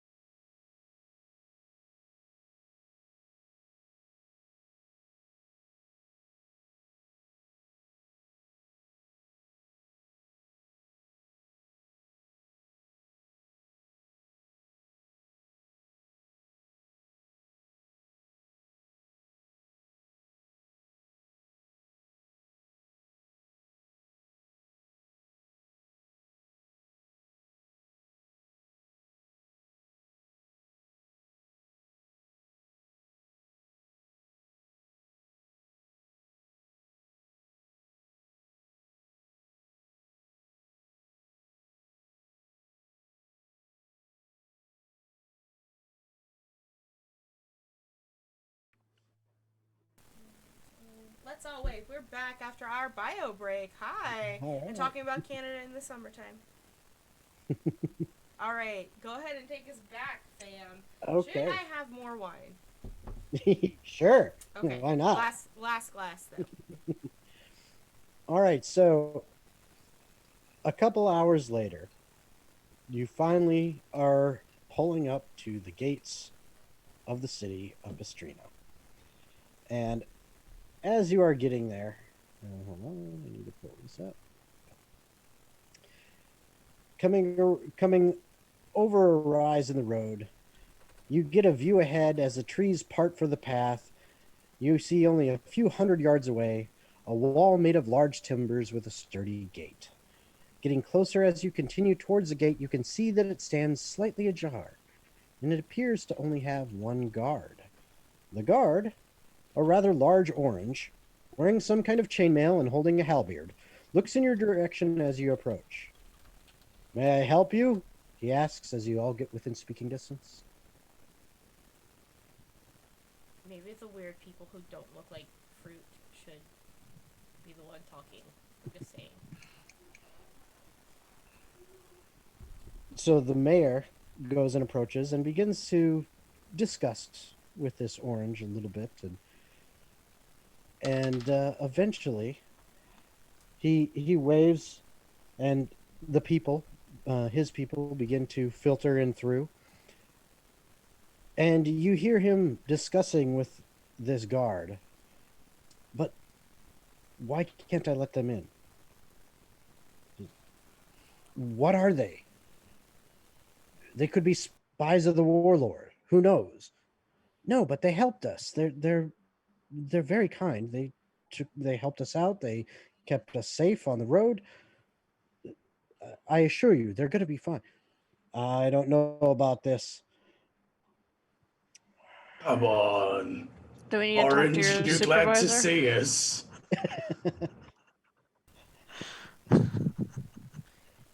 Orange is For the very palm beautiful, would so work, he's it very didn't. happy. The guard kind of looks around and a little bit, and finally he just sighs and he's like, "You know what? We're doomed anyway. Wow. Go on in." Did y'all hear that? They're doomed. Not What's if we that? have That anything to sounds say like about it. smorgasbord to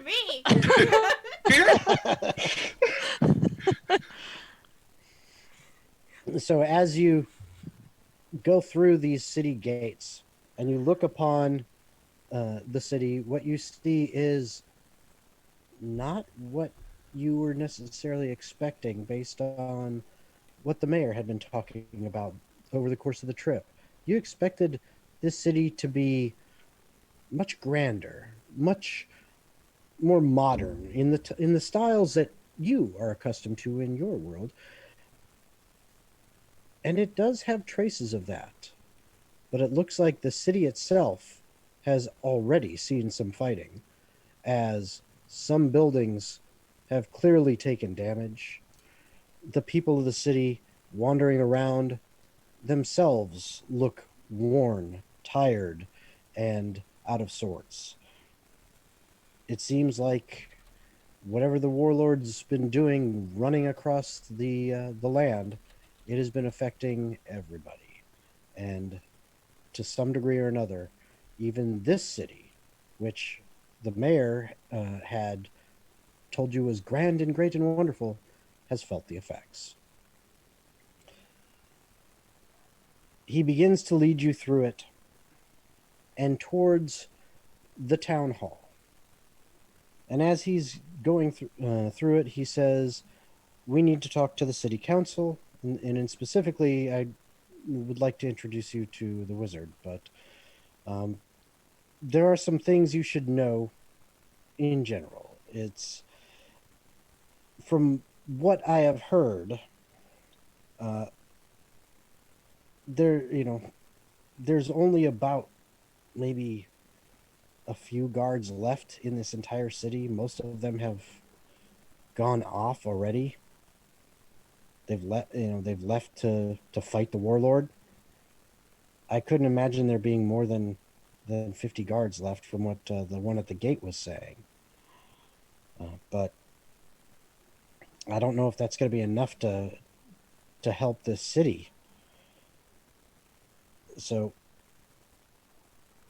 I don't know what else we can offer you here, myself, but I do want to say thank you for getting us here. And he reaches into a little pouch on his hip, and he pulls out what look to be gold bars. Mm. And you've seen things like these before. They're called trade bars. And instead of carrying around 100 individual coins, something like this is typically worth the same amount. So, and he takes that and hands each of you one of these gold bars. And it says, Is "This it is made of chocolate? No, it's Is it made of actual gold. Yes, it's just gold." But he gives each one, and he said, "This was all I had. And I only give it to you now because we have nothing left. It was, a last resort money that I had set aside in case we needed it on the road for something. But there was nowhere to spend it." Dude, I can't take this. You guys obviously need it more than I do. How much did you say that the bar is worth? It's basically 100 gold pieces. Perfect. Each one. I need an hour. Okay. Perhaps if we go to the town hall, they may be able to accommodate you with a one of the rooms on the side. You could be more comfortable than out here in the open. So he leads you guys to the town hall, and as you enter into a fairly large building,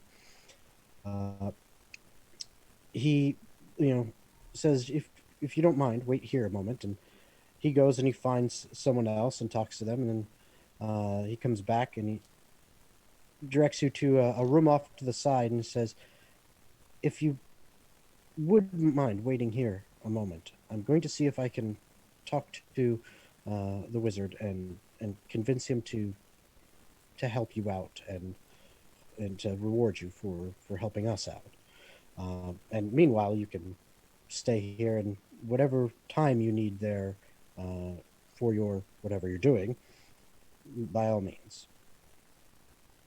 So he leaves you in this other room, and you have your hour or more of time if you need it. Yeah, my whole thing is Nono is going to start crafting a weapon out of this gold. Okay. With his artisan's blessing, because that's what he does. Mm-hmm. And it has to be 100 gold pieces or less. So this is like perfect. So he is going to make a hand crossbow with 10 bolts. Okay. Mm-hmm. Excellent. It is. I think it's considered a magical item too, because of the way that it's made. Sure. Mm-hmm. Whether it is or not, sure. It's Sounds good magical to as me. fuck. Like, I just put my rock and I take this gold bar and I'm like, right, yes. Just start molding shit out of this. It's All right. it's pretty dope. Like, All right. And when you get done with that, as you're admiring your work, and you guys are kind of relaxing for a little while, eventually the doors to the room open again. And this time you do not see a biscuit standing before you, as was the mayor. You now see an eggplant that has arms and legs and a face on it. He is carrying with him a tall staff that looks a lot like an asparagus with a shiny gem on top. This must be the wizard.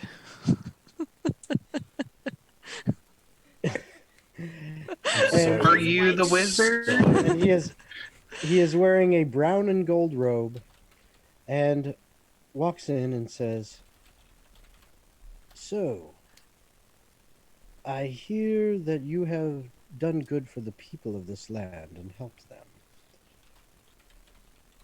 What is it that I can do to help you? I am so disappointed. In what, sir? Just broken dreams. It's fine. Hmm. I don't know if that's something a wizard can help you with, man. That's something you gotta find yourself. Perhaps Yes. a therapist. I thought he was gonna be a big beef steak. No, no. Oh, and I do apologize. Where are my manners? Uh, I am the great Eglin Magehair. But you can just call me Eggy. No, no. I'm gonna call you pointy asparagus, man. I'm not Don't calling ask you question. Eggy. Do you have a wife? Yes, little one. Do you have a wife? No, I do not. I know a peach that would match perfectly with you. He kind of smiles and strokes his white beard that grows upon his face. Or husband. Like, or themsband. No acknowledges all gender. And he says, "Do not worry. I do not have the time for that right now. I'm too busy dealing with the atrocity upon our land, which, as I said, what is it that I can do for you to help you? Since you have taken care of some of the people of this land, I feel it is only, right that you receive something in return." Well, we'd like to go home to our land, but I feel kind of guilty just leaving with the situation that's here. I don't know if there's much more we can do. Yeah, You honestly, wish to go home. yeah, that was the initial goal, but now I'm honestly concerned for this whole warlord thing. And Hmm. I don't know, it doesn't seem like y'all So- have a lot of warriors left. Sounds like someone could use an ass kicking. Hmm. I humbly request that I bequeath this gold back to you, and I will eat the turkey. His eyebrows raise a little bit. He says, perhaps we definitely can help each other then. Because you see, if you wish to go home, this is something that I would have to spend some time researching and figuring out how to get back. And with everything happening and the warlord's approach, coming soon, I cannot tear my attention away from that. But if you could deal with him, then I could devote my attention to finding a way for you to get home. So I think that could You work know out what? quite This well. is a great idea because I'm just going to be honest with you. Every single person here in our world is our food. So you don't want to keep us here because we are still alive. Maybe not at you because you're eggplant, but we are still alive hating at the idea of everyone here. So if we can help you help us, it's going to help you because I can't hold back. You're trying your best, no, we understand. I am trying best, but you're also except eggplant. It's not delicious. I'm sorry, you are not delicious. I don't want to eat you. You just That get is a slimy. good thing to. That is a very good thing to hear. I just want to be honest. I didn't want to lie to you anymore. No, that is quite all right. In fact, it is amusing. But and perhaps that understanding that will help me to find where your world is, so that I can get you home. You don't want us here. We will eat you. But so, you are willing, I am getting the gist of, to deal with the warlord for us. Is that the case? Eat him, yes. Especially if you turkey. I mean, if there's one thing we're good at, it is killing things. So Punching things in the mouth is oh, my yes. specialty. Killing. Well, in that case, why don't we start this?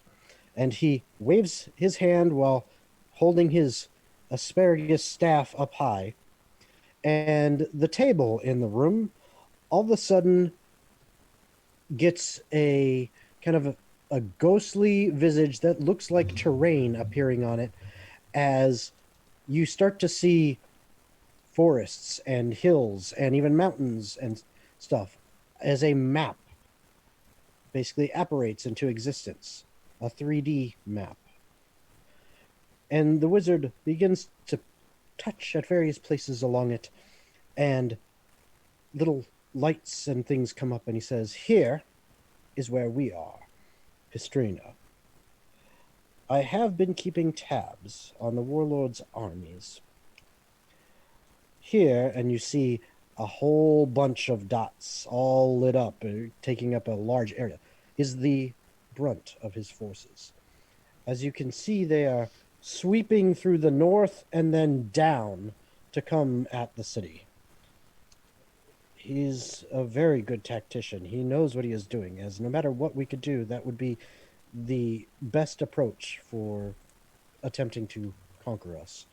Not that we have much left to fight with. All of our soldiers have already gone off to the front lines, and all we can hope for is that they delay them long enough that we can come up with some kind of plan.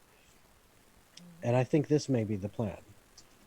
For you see here, he points to another dot, a solitary dot, that is a few days away, and it is further south of the main forces of the warlord's army, and a little bit back to the east. And he says, "This right here, the warlord himself has never been one to lead by example. He will send millions to their slaughter to get his way, and all of his minions do his bidding. He is camped here, away from his main forces, with a small contingent of those around him, just to protect against the wildlife and anyone who may attempt something sneaky. But he is there with his commander, Swinehog, both of which are very formidable. And I would not doubt if they have 10 to 15 of their soldiers with them. Amazing. However, if you could perhaps find a way to infiltrate and get into his camp and take him out, as they say, cut the head off the asparagus and the stem dies with it." Say, infiltrate the camp as spies. I'm not sure if we look the part, but we could definitely try to get in there and take them out. You know what? This is my. This is Nono's plan. Feel free to interject because Nono is not good at plans. Nono is guided by stomach. But what if we went to this camp and it's like, listen, they are clearly the most delicious, so we will be with you in order to eat them. However you do it, it is up to you. I just know that if the warlord is defeated, his forces will fall, for they are but fodder for him, and have no love, only fear for him. So if he is defeated, and his commander, who is fiercely loyal, the rest should not be an issue.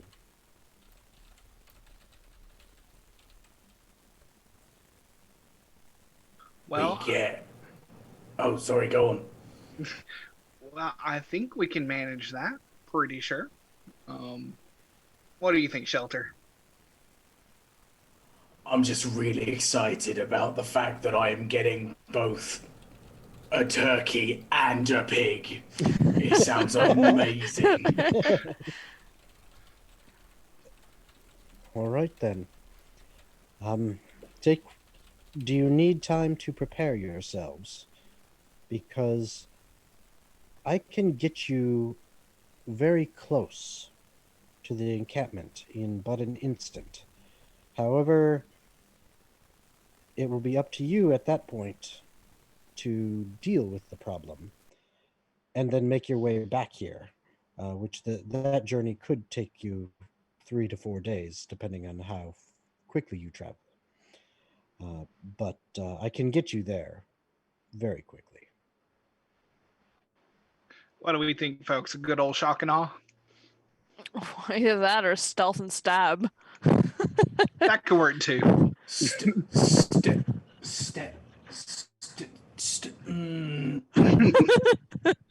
No. We could just set all things on fire. Cook it all in shit. I'm just saying. Wendy crackles a little lightning on her hands. Like, I mean, we could go for the shock. You know, it is an option.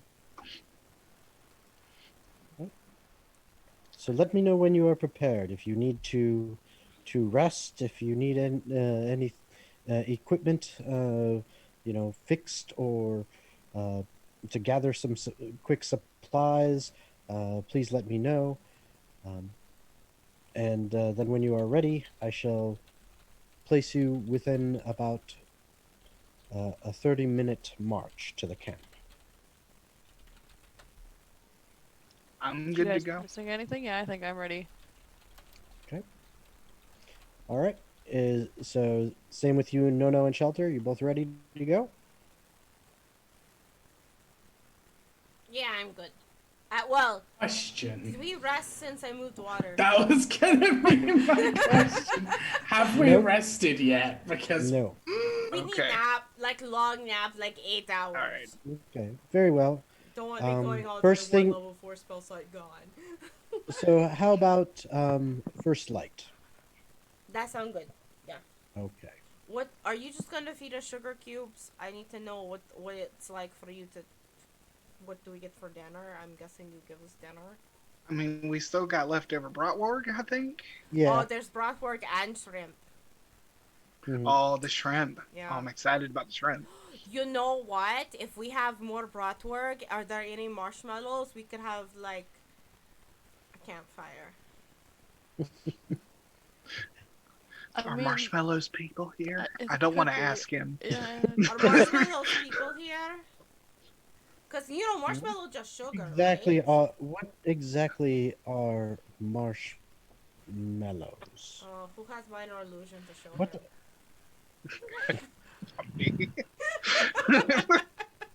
stairs. If you describe what a marshmallow looks like and all that, Mhm. he just It's just sticky, goes- especially when hot.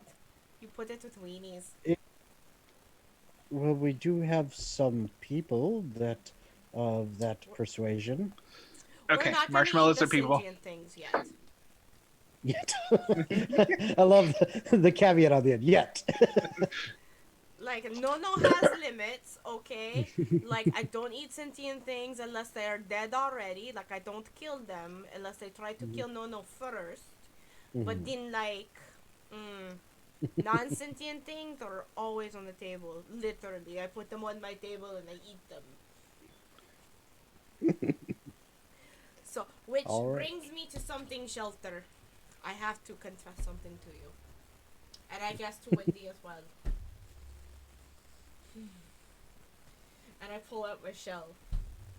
This shell belonged to my first husband. He died valiantly. And he gave it. He's like, no, eat me and take my shell to protect you.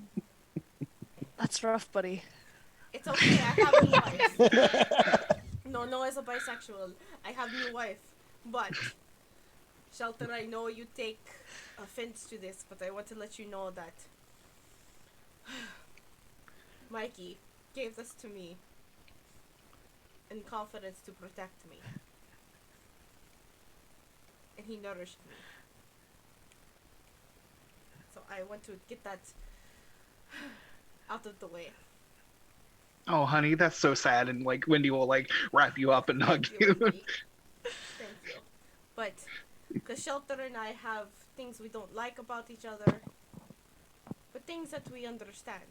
And I just want him to understand that I did not do this on purpose.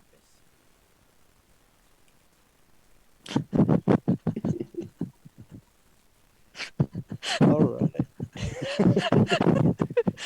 I think you broke shelter. Well, we're gonna. Wendy will turn to the wizard. Well, okay. We're gonna take some time, go over Operation All You Can Eat, and we'll come back in the morning. Okay. All right. So New you title, guys end. Operation All You Can Eat. Ray, you're muted. All I said was, I can't believe it. I can't believe You it. can insight check him, but he telling the truth. Yeah. All right. So all of you get the benefits of a long rest, and then at first light, the wizard has put you up in some nice rooms in an inn in the town, and he shows up at the inn and knocks on your doors and brings you down, and then finds some nice space outside and says, "If you are prepared, here we go." And he begins to cast a spell, and as he finishes it, all four of you blink out of existence, and you find yourself in a forest. And you know, based on the wizard's instructions, that if you simply head due north, you should be at the encampment of the warlord in roughly 30 minutes.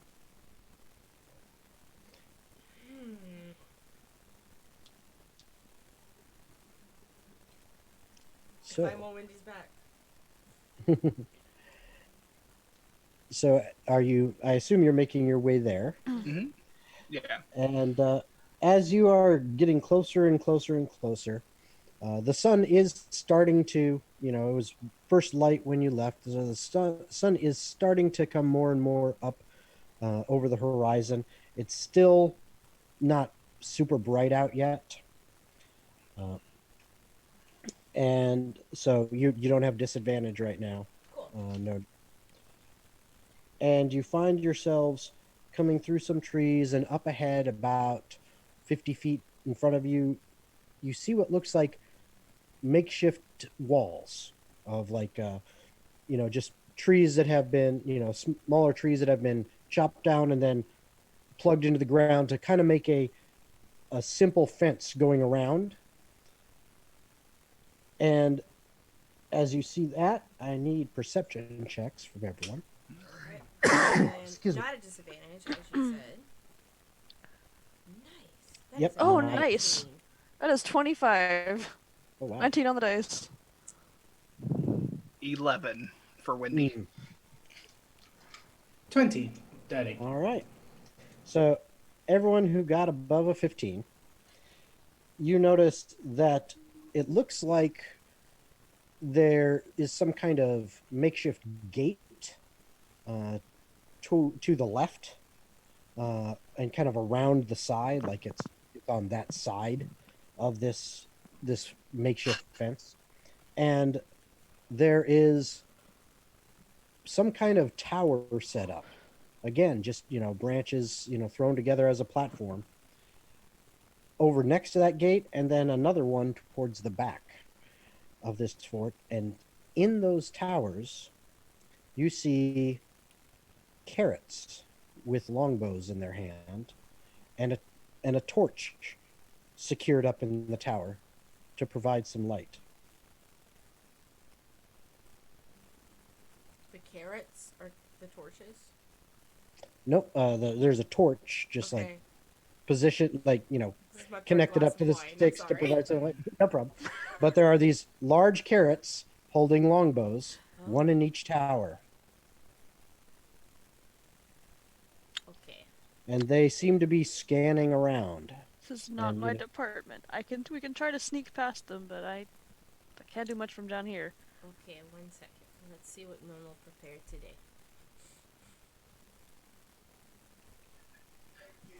I can floating discus up, but I'm not sure how much. I don't think that's going to carry enough I can weight for all of us. I can make one person fly, if that helps anybody. Please make Momo fly. 1 second. Okay, no.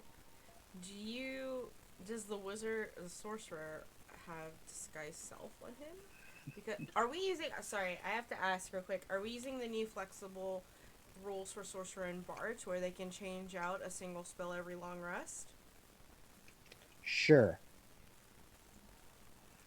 I'm just saying, Wendy, you are a sorcerer, and if you want to change I out your am. spell for disguise self to be a carrot, What? Ooh. Okay, what level is this guy's self? I think it's first level. yeah, Well, I disguise could self probably is a just first add level it. spell, so you just have to switch out one first level spell for it. Okay.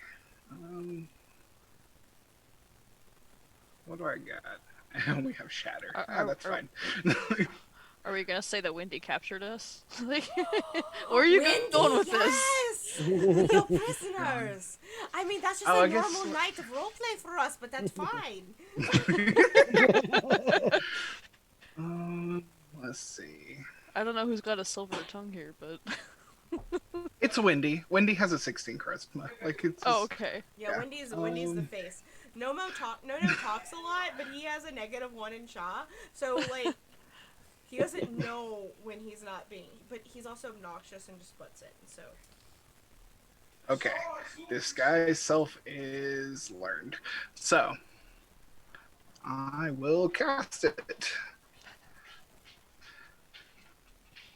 And I become a I'm probably taller than most of these carrots. Still like and what I would like to do with any like copper or that I have on me or like get everyone's money, I would like to use my artificer's blank like thing, the not the artificer, the blessing of the artisan, which is my forge cleric thing, to create shackles for us. Okay. So that you could put not strong shackles, like things that we can easily break out of, but to be like, you have captured us. So shackles that we can enjoy. Yes, exactly. Handcuffs There you that go. we can enjoy. It's the same ones we use in the bedroom every night.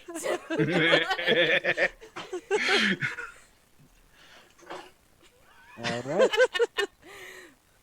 Do you think this size difference was on accident? No. I would like to go back into my shell now. Hi, Val is wildly inappropriate. Stop me. No. You're fine. I'm good with it. Alrighty. So this is your plan. This is what you're gonna go with. I think so. Okay. I'm So gonna pee again.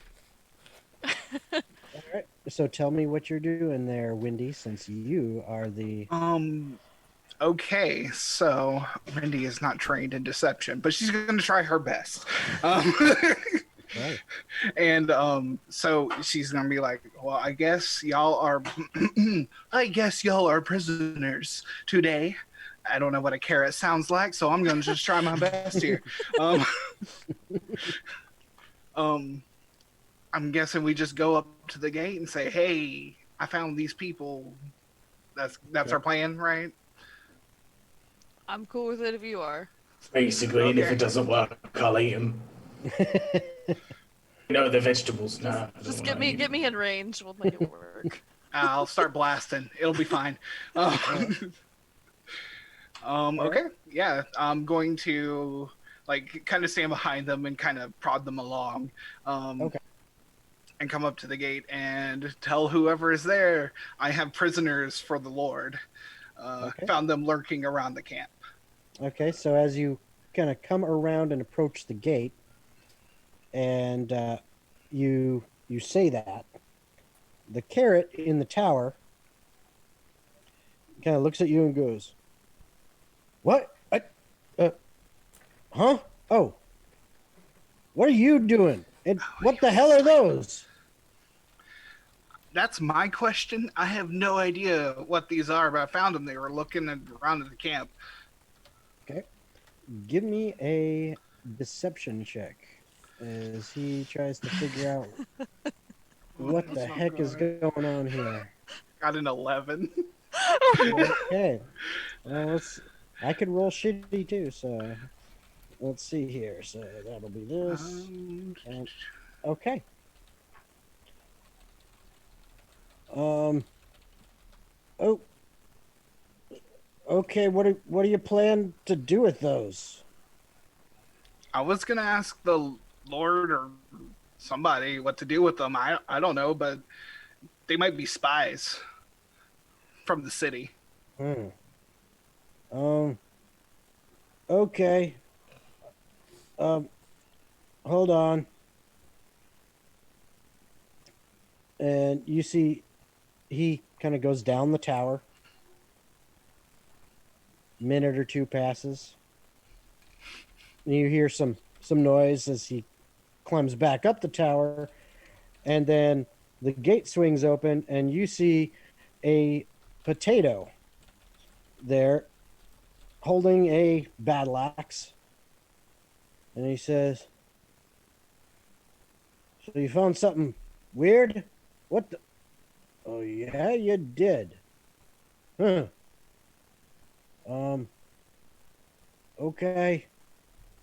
I guess we'll bring him in. We don't really have any, like, holding cells here. They tied up, right?" Yeah, they're tied up. Make a show of it. Okay. Put your hands down, prisoners. Okay. Oh, yes, ma'am. Make another deception check. All right. Let's hope this is better. Could I have like casted guidance, like just like tapped her on the chin and be like, "There you go, honey." Yeah, why not? Cool. So you get an Alright. extra D4. to your You guy. might need Extra it. D4. That's 25 then. Okay. You didn't really need it. All right, so he the potato leads you in, and they find some space against kind of a wall of this encampment. And as you're inside, what you see is that there are probably a good 15 to 20 small tents. There is a little, like a kind of a main campfire, relatively large, in the center of this. And then there are two very large tents.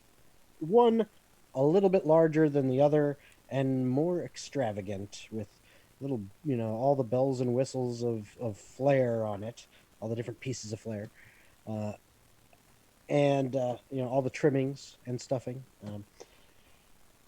So you see those two among kind of at the back, and you're against one wall, probably a good 30 to 40 feet away from the big tents. And the potato goes and places you guys against the wall and looks over to you, Wendy, and says, "You guard him for a minute. I'll be right back." Wendy salutes or something. So, Okay. He takes off. He goes to one of the other tents, one of the small ones. Then he goes to another one. Okay. And then he goes back and stands back near the fire, kind of in the center of camp. And a potato and an onion come and now stand on either side of where you guys are, kind of up against the wall.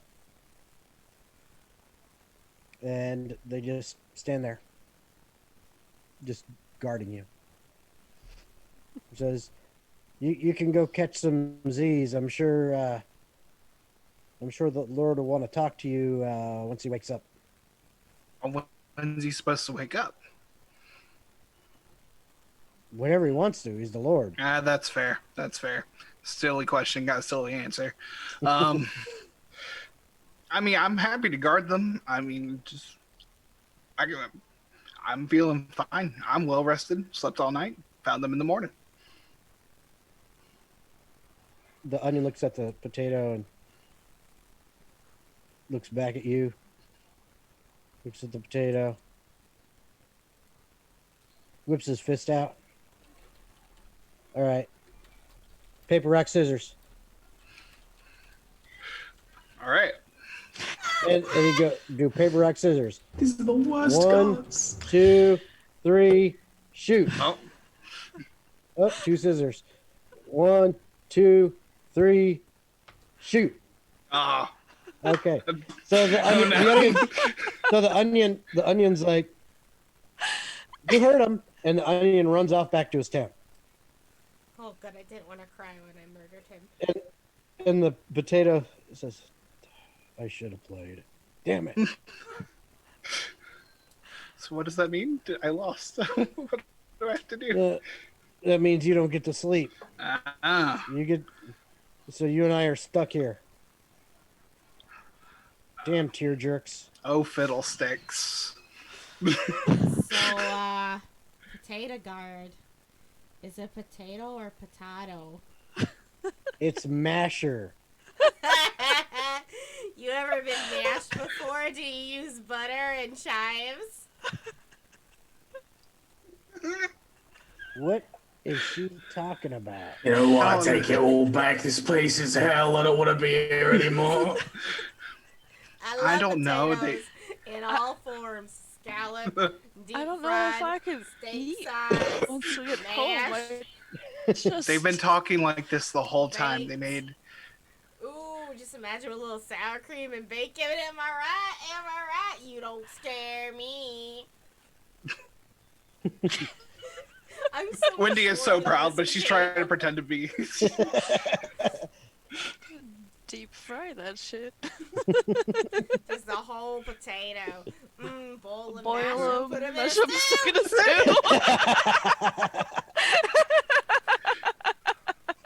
stew. So,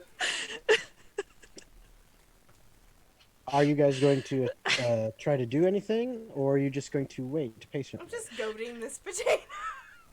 Just trying to goad the potato. Okay. I would ask, but I I'm think pretending to this be guy a guard. said for like an hour, if I'm not Yeah. mistaken. Yeah. So we have to do something to this potato at some point. And you at this point y'all would know Wendy's go to whenever anything happens is thunderclap. So just be prepared. Yeah, it is, wifey. Get That's it. our girl. No, that's my girl. You back off. All right. Sarah. Like, if you want to be in a polyam relationship, we got to talk about it first. You know, if we're prisoners of war, then we're meant to be given good treatment, meant to be introduced to the person in charge, and then given our own rules, our own rooms. That's the rules. The rules of Okay, war, and yes. he's trying to persuade him. Yes, I'm trying to convince him of the rules Okay. of war. Okay. Roll a persuasion. Can I butt bump him and give him guidance? Sure. There you go. You got an extra D4. I have no charisma, so I might need Yeah. Well, I don't know if you will, because my Here's a potato. a D4. 19. yeah. I rolled insight. He rolled shit. So he's like, "Oh, okay." Looks over at you, Wendy. I mean, We gotta do that, right? I think so. I think that's the rules. Shit. Do we even have rooms? Are there good rooms? Sorry, you'll have to wake your lord up. I'm sorry. That's not good. All right, pick him up. Let's go. But you're the one waking him up. I ain't doing it. That's fair. I can do that pretty well. No, not you. Oh yeah. Not you. Oh yeah. I got just the thing. I'll handle this. Don't worry about it. Okay. It won't fall on you. Okay. Good deal. So he helps you shuffle the group towards the main tent, and as you're going that way, the potato that's hanging around the fire says, "Where you going?" And he goes, "The rules." He's like, "What rules?" Yeah, we gotta take him to the boss. It's the rules of war. What? You just stay there and bake, bud. And he comes and joins you, and he's arguing with the other potato about this. So And wait, they're going. Is it a new potato or is it the potato and the onion? Like was No, it's the potato that stayed. that originally opened the gate. Oh, okay. So there's two He's the one- potatoes with us. There's two potatoes Okay. now. They're arguing. Potatoes arguing. One potato, two potato. They're arguing, and they're actually arguing. It's getting a little bit louder. As you guys, I assume, are continuing to go to the tent. Mm-hmm. Mm-hmm. Okay, you're at the entry flap to the tent. What are you guys doing? I'm going to push these other three into the tent before me, and then enter the tent myself. Okay. Well, All right, and are you gonna be sneaky about it, or are you just going for it? Wendy is not sneaky at all. I don't That's think anyone else unfortunate. is either. oh, I am. Don't worry. The monk is, but Oh, yeah. this group. Oh, like I would have if the potatoes were distracted, I would have given you the signal to be sneaky if you wanted to. If we can retcon that, I don't know. It's sneaky to the tent, but if she just shoved us inside, then that's bad. yeah, no, DM's discretion. Shove us in, and if it is a giant turkey, I will cast magic missiles straight away. Okay, If it's not a turkey, then I won't. okay. So as you go into the tent, I need all of you to make perception checks. We're inside of a tent and it's dark. Yes, it is. Oh, that was so close to being natural 20. I got 9. I also got a 9. I got a 21. Okay. I got a 20. A 20. I failed at maths for a second, and it's fine. Okay, so a 20 and a 21, those two, you see a giant turkey that looks like it looks like it's been prepped for Thanksgiving, so it's got no head, but it has not been put in the oven yet. And it looks like it is pulling its pants up while it's sitting on the edge of a bed. And then it grabs a cloak and throws a cloak around its shoulders and starts to stand up. So we And that's surprised when- it. Yes, and that's when I heard Shelter said he's going to do a magic missile right off the bat. Yeah. Okay. Magic missile straight into his head. Or Or- lack thereof. Or lack thereof. Right into his, right in his giblets. There we go. Right in his giblets. Rat in his stuffing. And by the way, this thing is huge. Mhm. You It big is turkey. twice the size of Shelter. Oh, hell yeah, we hit the mother load. Oh, I'm a small creature. 10 points of force damage. Okay, so you smack him with 10 points of force damage, And come on, thing. There it is. And immediately he screams, and I need everyone to roll initiative. Heck yeah. Gobble, gobble. Right. That is 12. 21. Wendy got 19. 3. So 19 You for have other Wendy. qualities. Hold on. 19 for Wendy. Shelter, you said 3? 3. 3. Cesura, what was yours again? It's 12. 12. And No. 21. 21. And I would Suffering like from to cleric call syndrome. that my blessing of the forge. I added it to my armor. So my AC is now 20. Okay. And then...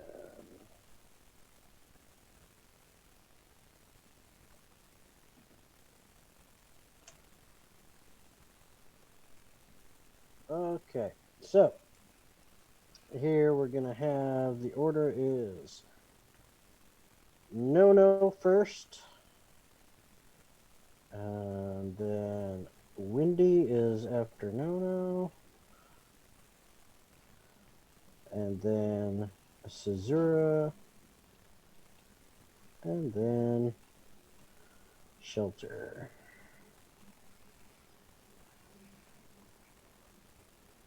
Okay. Okay, there we go. Now I got the initiative down. Good. Okay, so No, you are up. Nono's gonna take out his newly made hand crossbow, load it, point it, and this is an attack roll, and I am adjacent to my ally, so I get advantage with pack tactics. Yep. And shoot it at the warlord for a whopping 18 to hit, sorry. Okay, and as you do that, all of a sudden a flash of arcane energy comes up and intercepts this arrow going towards him. Okay. Ha! What happened? You spellcasters would know that as the shield spell. He shielded, huh? That's good for the whole round. Oh, it When I knows get you magic. next time. It's a magic turkey. Mm-hmm. Oh, he magic user. Okay. And obviously, it's so obvious that these chains on these shackles are nothing. It's like, "Wah! I imagine that they're spaghetti noodles. Yeah, essentially, yeah. So that we can all just break free of it whenever we wanted. Okay, so that was my action as my. Oh, and also let me give a little context here so you guys have a kind of a visual in your mind here. This is a very large tent. I mean, this is a large creature here, and this is a very large tent. So you guys have just come in the entrance. The bed is probably 20 feet away from the entrance, and the entire tent is probably 30 feet wide and 40 feet deep, something like that. So you're about 20 to 25 feet away from him, all kind of in this main entrance right now. You're still all kind of bunched up next to each other until you move away. So you can move with your move action if you want. And then as a bonus action, I would like to cast Spiritual Weapon right on him, which is just a rock. And as it's just a rock. And as part of the bonus action of casting Spiritual Weapon, it also attacks. So it's attack plus my spellcasting modifier, which is our spellcasting attack bonus, which is a 7. So let's see what goes with that, and it's force damage. Ooh, that is super. That's a natural 18, so 18, 19, 20, 21, 22, 23, 24, 25. That actually hit, yep. Awesome. So that hits for... I love clerics so much, you guys. So I think it's what, a D8 plus my Plus just your looking real bonus. quick. Just looking, D8 plus 4 is essentially, because it's like plus my. Well, no, it'd actually be a plus 7 because it's my spellcasting, right? Well, actually, I should be able to see it right on the sheet here on your D&D Beyond. Okay. Let's see here. Where is it? I'm looking at my Roll20 sheet, and it says for me Oh. a D8 plus 4 force. I'm not seeing spiritual weapon on there at all. I didn't do my spells on D&D Beyond because I didn't know. Oh, there we go. Oh, okay. Yeah. So, That's yeah. yeah, so that it explains says a it. D8 plus 4 force damage. Mhm. Cool. Because I think it's like my wisdom modifier, right? It should. Yeah, it should be. That's what it is. For a total of 9 force damage. Okay. So just like 9. a spiritual rock just like flings at him. Like, cool. All right. Okay. So, and did you want to move? I'm gonna move next to Wendy, who is Okay. behind me. Yeah, Okay. So, like in front of Wendy? behind Wendy. Behind Wendy. I'm gonna Okay. use Wendy as cover because I'm that small. Okay. Yep. Okay. Mhm. All right. So that is Nono's turn. So now,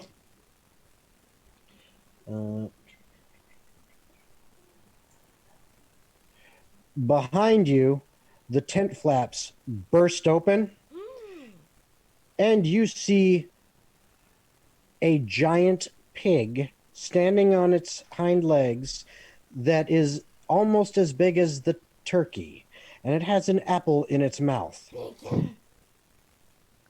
And it immediately sees you there in its lord's tent and takes up a martial arts stance.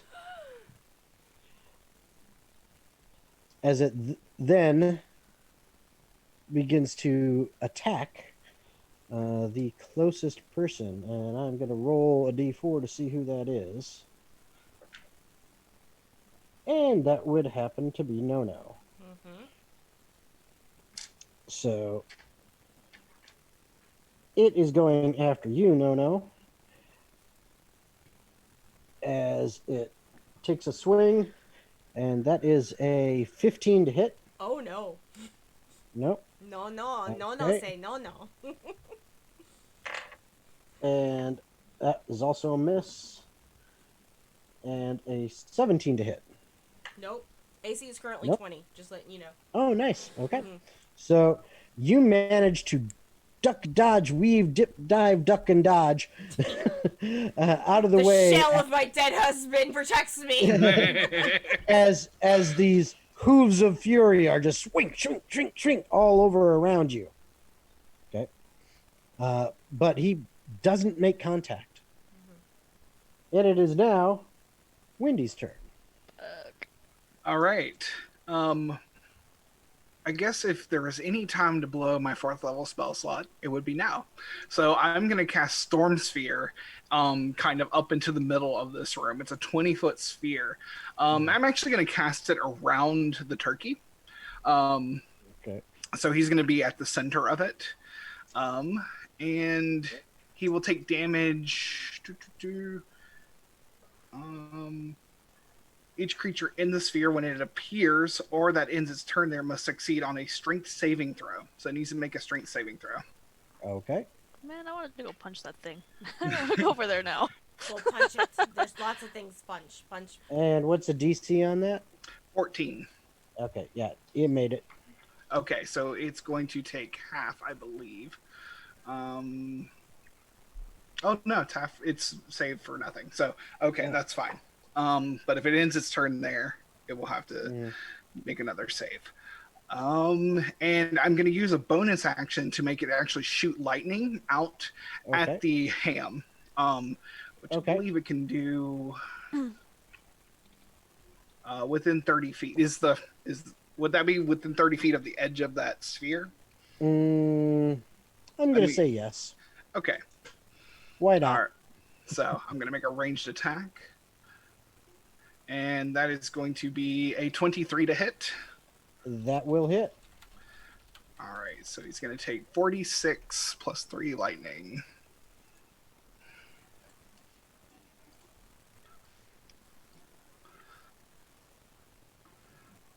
And that's actually an attack roll, not a. That's an not a attack skill. roll.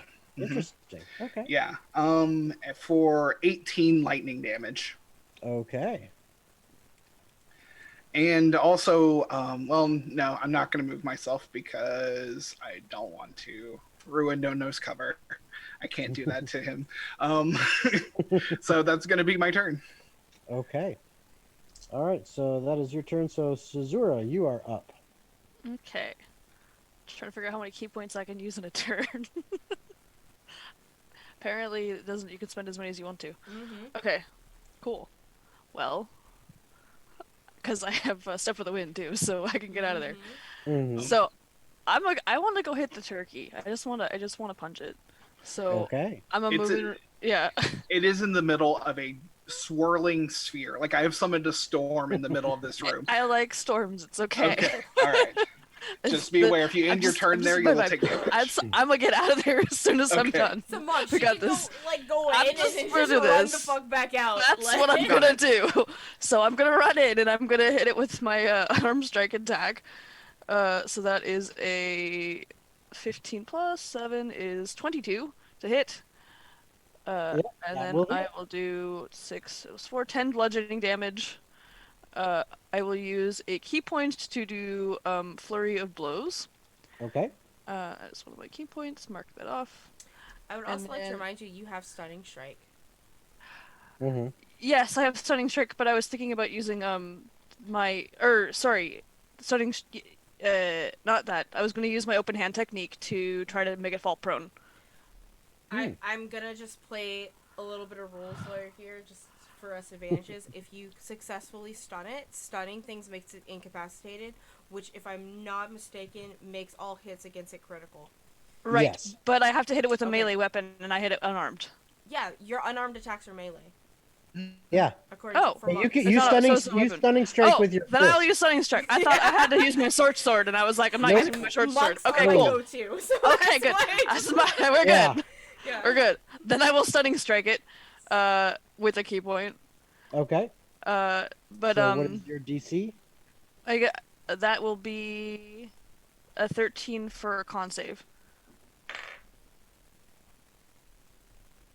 13 on the die. So it's stunned? No, it is No, not. Saved. It's saved. Okay. That is okay. I will I'll use my key point to do my flurry of blows, which is what I was going to do. Yep. And when my flurry of blows does hit, open hand technique triggers anyway. So let me get those Okay. attacks in first. So that is a 15 plus 7 is 22 to hit, That hits. and 4 plus 4 is 8, so 8 bludgeoning damage.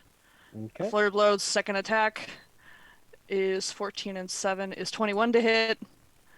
That just hits. And then 2 and 4 bludgeoning damage, so that is 6 bludgeoning damage.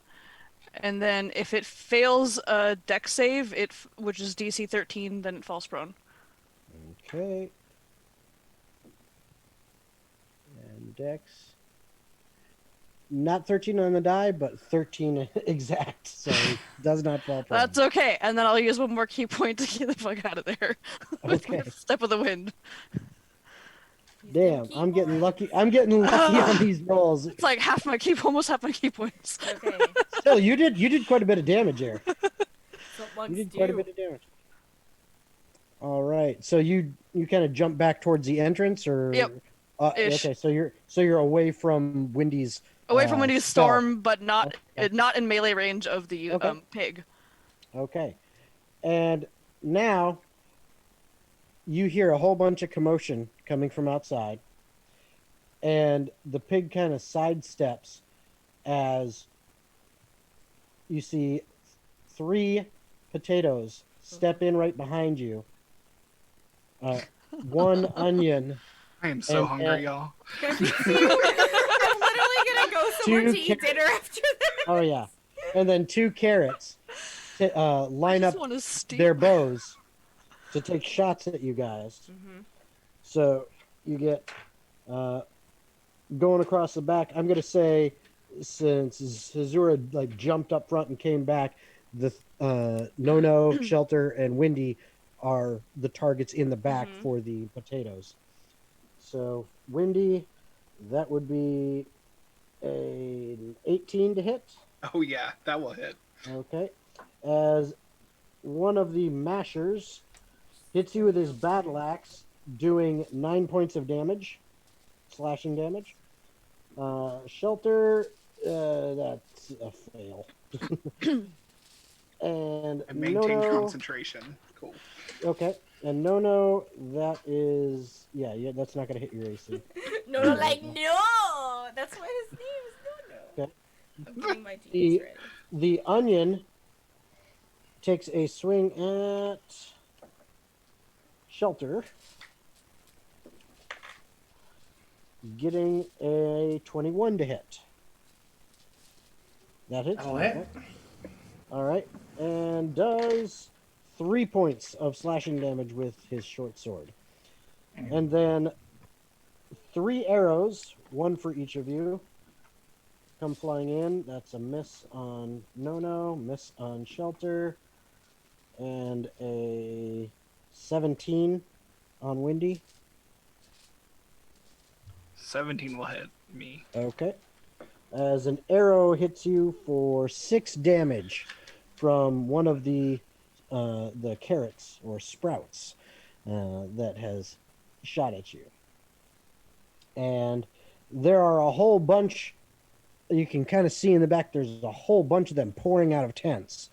But there's just not enough space for any more to get in there and get at you guys. And now it is Shelter's turn. Right. It's time for you to find out why I have this background. So, Shelter just starts smiling and just says, "All right, now the fun begins." And I'll begin swinging my flail, and I begin growling just under my breath. And it turns from like a regular growl to a distorted growl as heavy metal music begins playing around me. Nice. I would like to blade sing. Yeah. Right. Metal blade sing. Nice. Yes. So my AC is now 21. Okay. I gain a bonus to my concentration checks, and I'm a bit faster. Yeah, so that's my bonus action. I can Yep. go ahead and do that. I also get advantage on acrobatics checks. Okay, and then on top of that, I would like to. Do I go for the big guy or do I go for the little guys? Cut off the head of the asparagus, and the rest will fall. I got the litter guys covered. Don't worry. I'm gonna go for the big guy. I'm gonna go for the big turkey, and I'm gonna swing my flail at him. Okay. Actually, am I gonna swing my flail at him? No, I'm not going to swing my flail at him. I'm going to magic missile him. Okay. That's what I'm going to do. And then I'm gonna swing my flail at him next turn. Okay. So you're committing to magic missile. I am committing to magic missile, and it will do the same 10 damage it did before. As it immediately gets blocked by the shield that is up. That is fine. That is a spell block. That is a spell slot down for him. Nope, because that was put up earlier this turn. He hasn't No, had a it's turn it's yet. only Damn it! I didn't realize we hadn't gone all the way around yet. That's why I asked if you were committing to it. Oh, well, I made a mistake. That's fine. I had a cool moment and then instantly You- swallowed it. It's fine. It's all right. Yep, the shield stays until his turn. Yep. I So- have the spell. And it is now his turn. And he looks at you guys all bunched up there in the opening. Oh boy. And if he had a head, you think there would be a smile. I need dexterity saves from everybody. Oh no. Okay. Big move. 17. Same. Natural 20. Ooh. Dirty 20. Also 17. Okay. Hold on, just double checking something.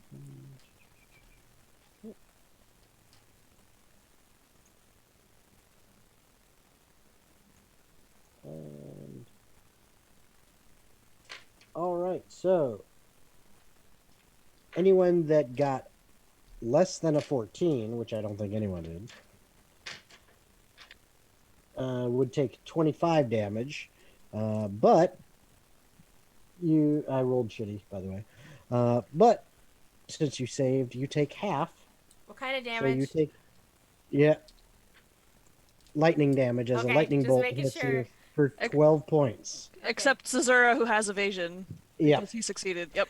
Yeah, Gotta I'm ask these resistant things, to I'm a lightning. force cleric, so if There you it's fire go. damage, fuck that. Yeah. I As a am li- going to As a go lightning. ahead. Okay, go ahead. Sorry, I was going to go ahead and use my reaction to use absorb elements to halve it Okay. again. Excellent. Okay. Excellent. All right. 12 damage. And that lightning bolt continues through you, and you hear some screams as it hits some of the guys behind you and damages some of his people. Big woof. He doesn't seem to give a rat's ass. About his people. As he I know then he's a shitbag.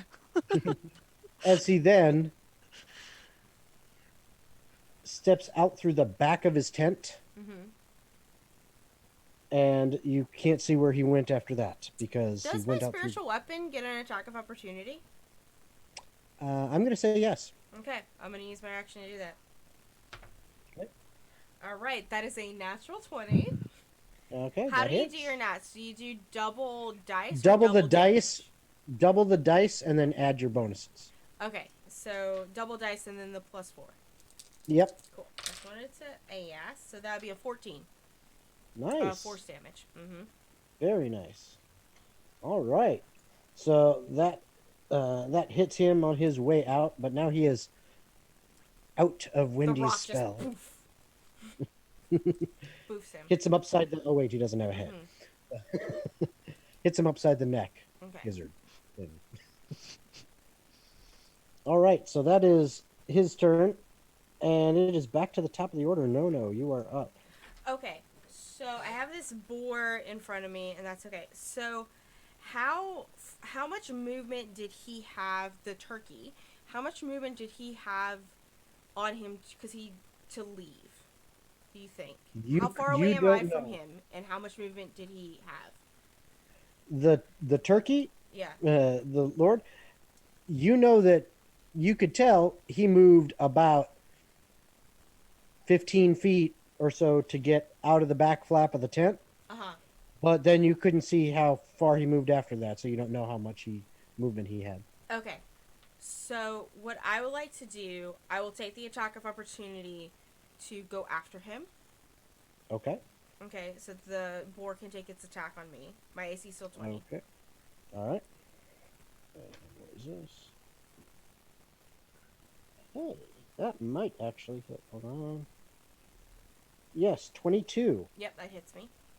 All right, so he hits you for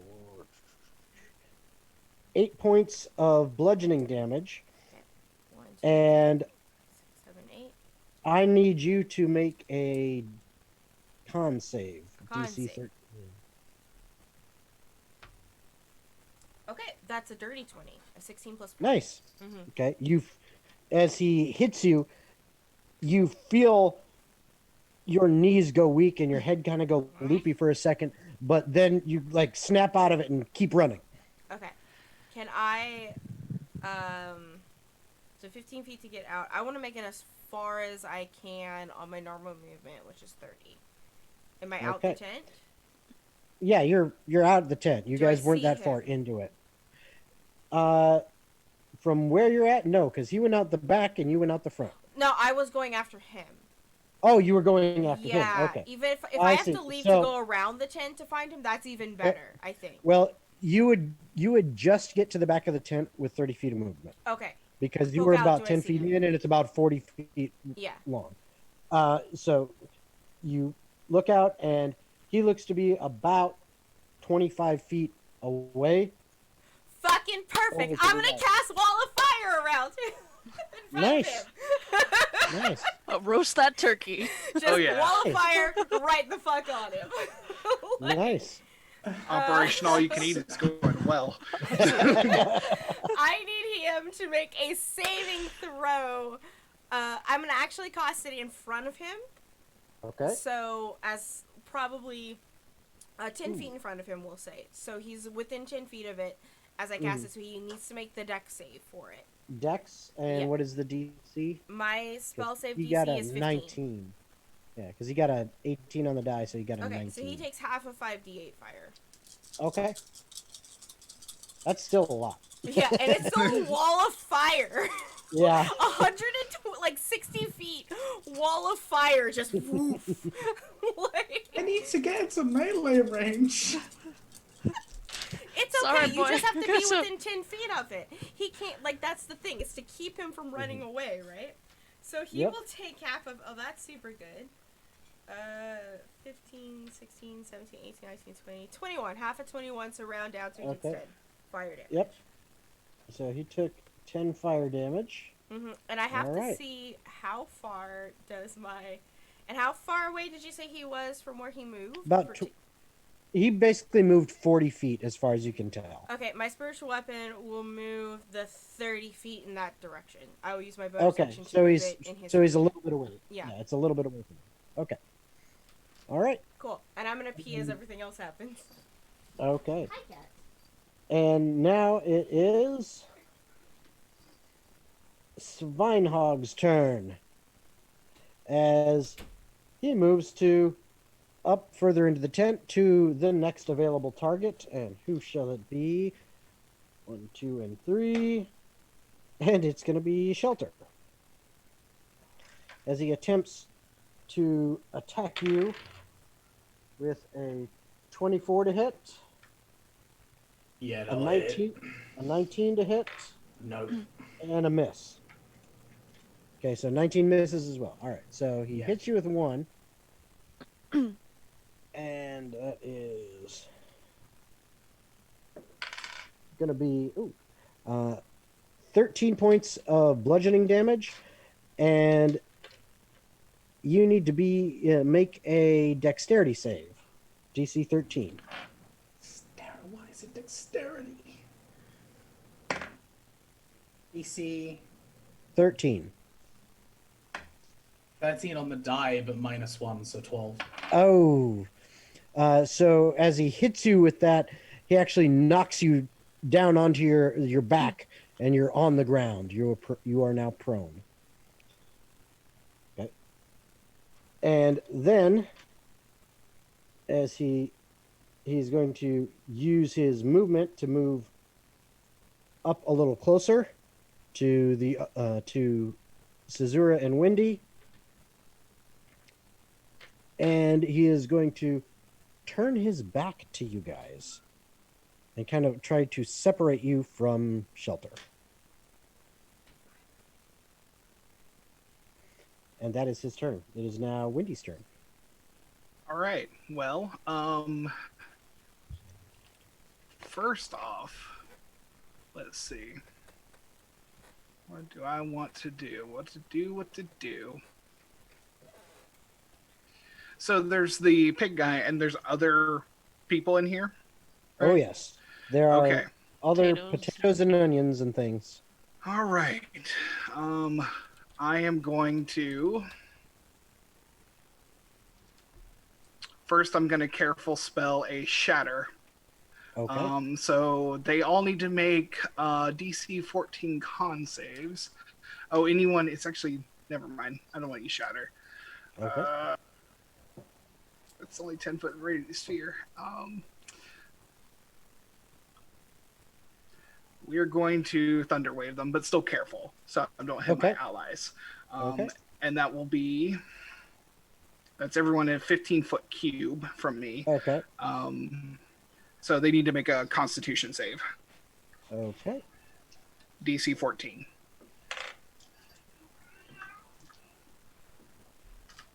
heard a cat. I don't know who it came from though. That's mine. It's getting close to when I normally feed him, and also I disturbed him looking for my dice. So.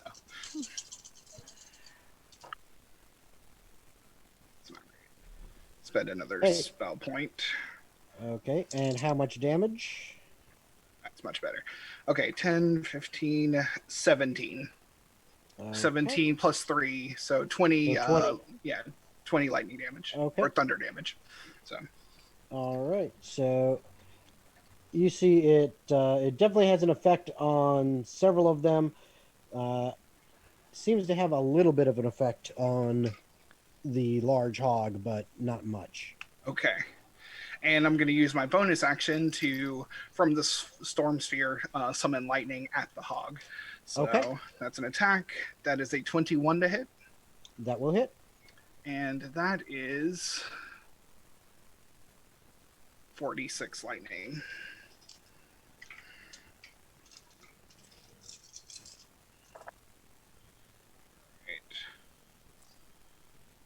It's 10, 13, so it's 16 lightning damage. Okay.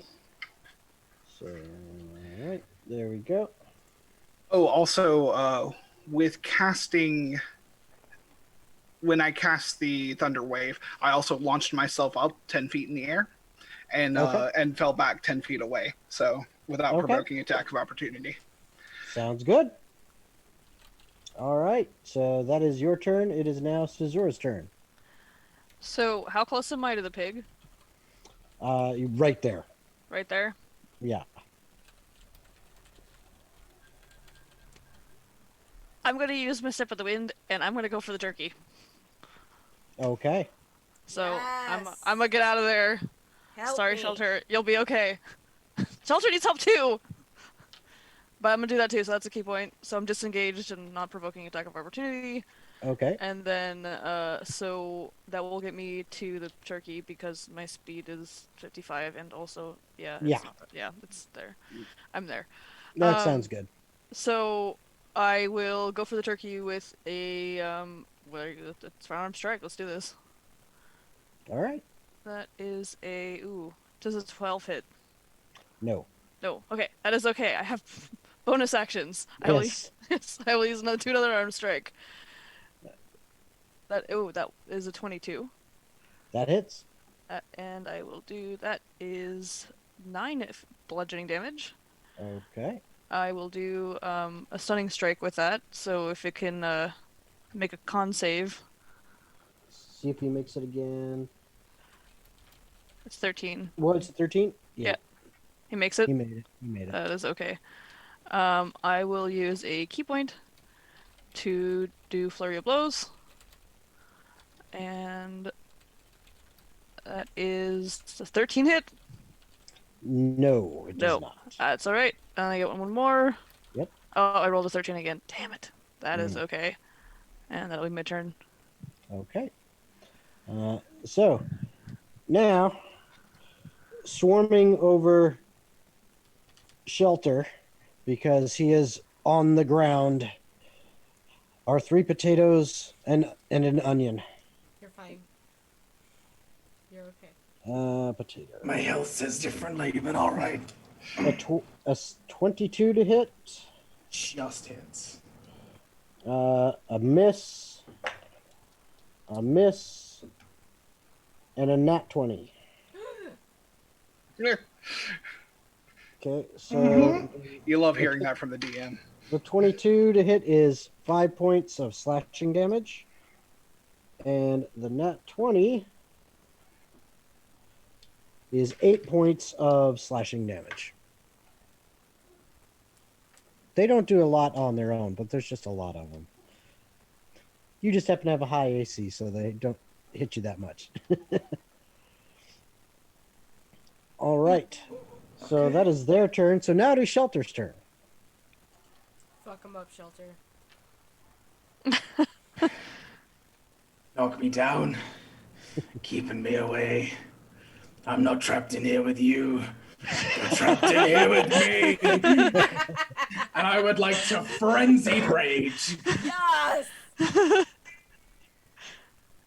And whichever one crit me, I'm going to cave him with 2 Okay. flail attacks. That was the onion.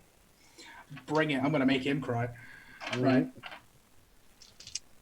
So I'm out of spell slots. That's why I have to rage. So, first attack. That is going to be a 26 to hit. Oh yeah, that hits. And that is a 23 to hit. Okay, both hit, and I need you to make 2 dexterity saves. Oh, man. All right. DC 14. Is that before or after damage? No, you can do damage. Okay. You can do your damage. So, it's going to be 10... Hang on. 10, 15, 16, 17, 18, 22 plus... I stole his Dang. lightning damage earlier. So, that's 1d6 of lightning. Wow. So that is 26 points of damage total, I believe. Nice. Okay, so Yeah. go ahead and roll damage for your second one, just so... Yeah. That was the total for both. Oh, that was a total for both? Yeah, that Okay. was everything. Yeah. Okay. And then I need 2... And that's 2 dex saves, right? Yep. Oh, vegetables. Come on, you're meant to be good for me. Whew. That was good. Okay, natural 20 and a 16? Okay, both make it. So, as you slice into it,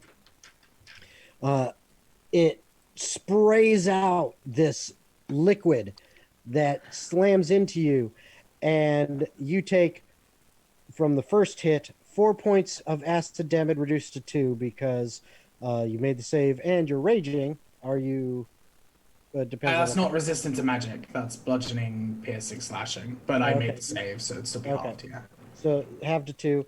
And the second one was only 2 points of damage reduced to 1. So you took a total of 3 points of acid damage from him as you slashed into him. Cool. Action, bonus action. I'm not going to use my movement. I'm just going to wail on whoever is the closest to me. Okay. All right. And then, now seeing both Caesura in his face and No not that far away, he... And a wall of fire. yeah, and a wall of fire at his back. Yeah, 10 feet from him. He rears back, and his wings, I should say, can Oh, he's flap just around. Fuck. Yeah, Jesus flap Christ. around a little bit, and all of a sudden, this cone of No. energy comes flying out at you guys. I need both of you to make Constitution saves. I gave No a very high con. 14. 14 is enough. Oh, nice. A dirty 26. So, Why are they getting the con saves and I'm getting dex saves? Why are you getting the This deck is the saves? I can handle the con saves. I can't do this deck saves either. you will take as this cold, extremely cold energy flows over you. You will each take half of 39, so you will take 19 Jeebus. points of damage each. Okay.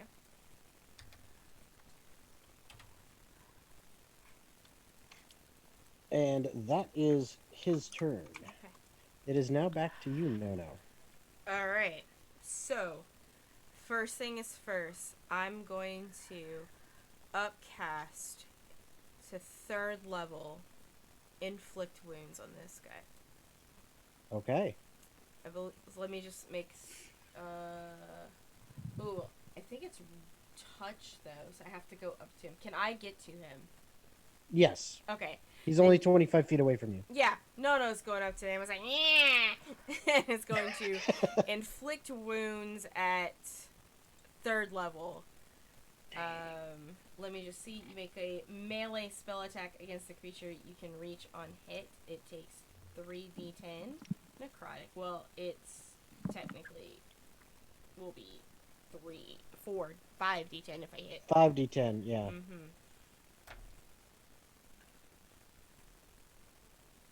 I got a 19 plus 7, so almost God. at 20, but not quite. That'll definitely hit. Alright, so let's do... I'm just going to roll it and roll 20, because I'm not getting 5d10 5d10 out. Like, for a total of 34 necrotic damage. Okay. So, as I say on my channel to my players, when I want them to describe what happens when the bad guy dies, show me what you got. Oh my god, no. So Nono goes and, like, sort of goes up to him and grabs his drumsticks, and he just starts, it almost like, because it's necrotic, it's almost like he flash freezes him, and then I'm just gonna give him, like, a quick shove to, like, maybe, like, even use my spiritual weapon, like my rock, to just kind of move him, and it's like, I'm gonna fucking cook you for dinner. Out of the wall of fire, and just, like, slow roast this man, or quick roast this man. Like, this is why we play clerics, guys, is to fuck up DMs, okay? This is why we play Forge clerics. So yeah, I'm gonna cook him for dinner. All right. I'm gonna take his giblets out, put in some cornbread stuffing, and we gonna cook him. Okay. Okay.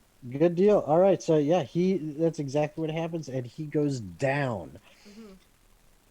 And that is the end of your turn. Deal.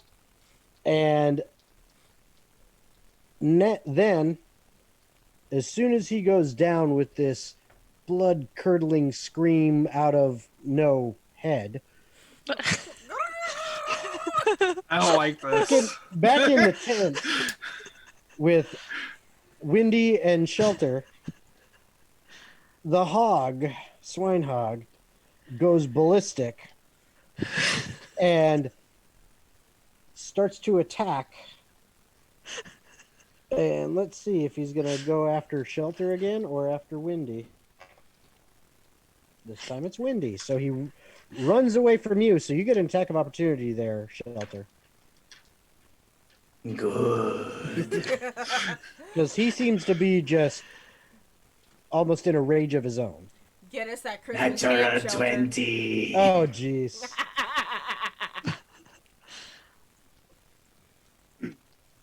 That's a raging flail attack.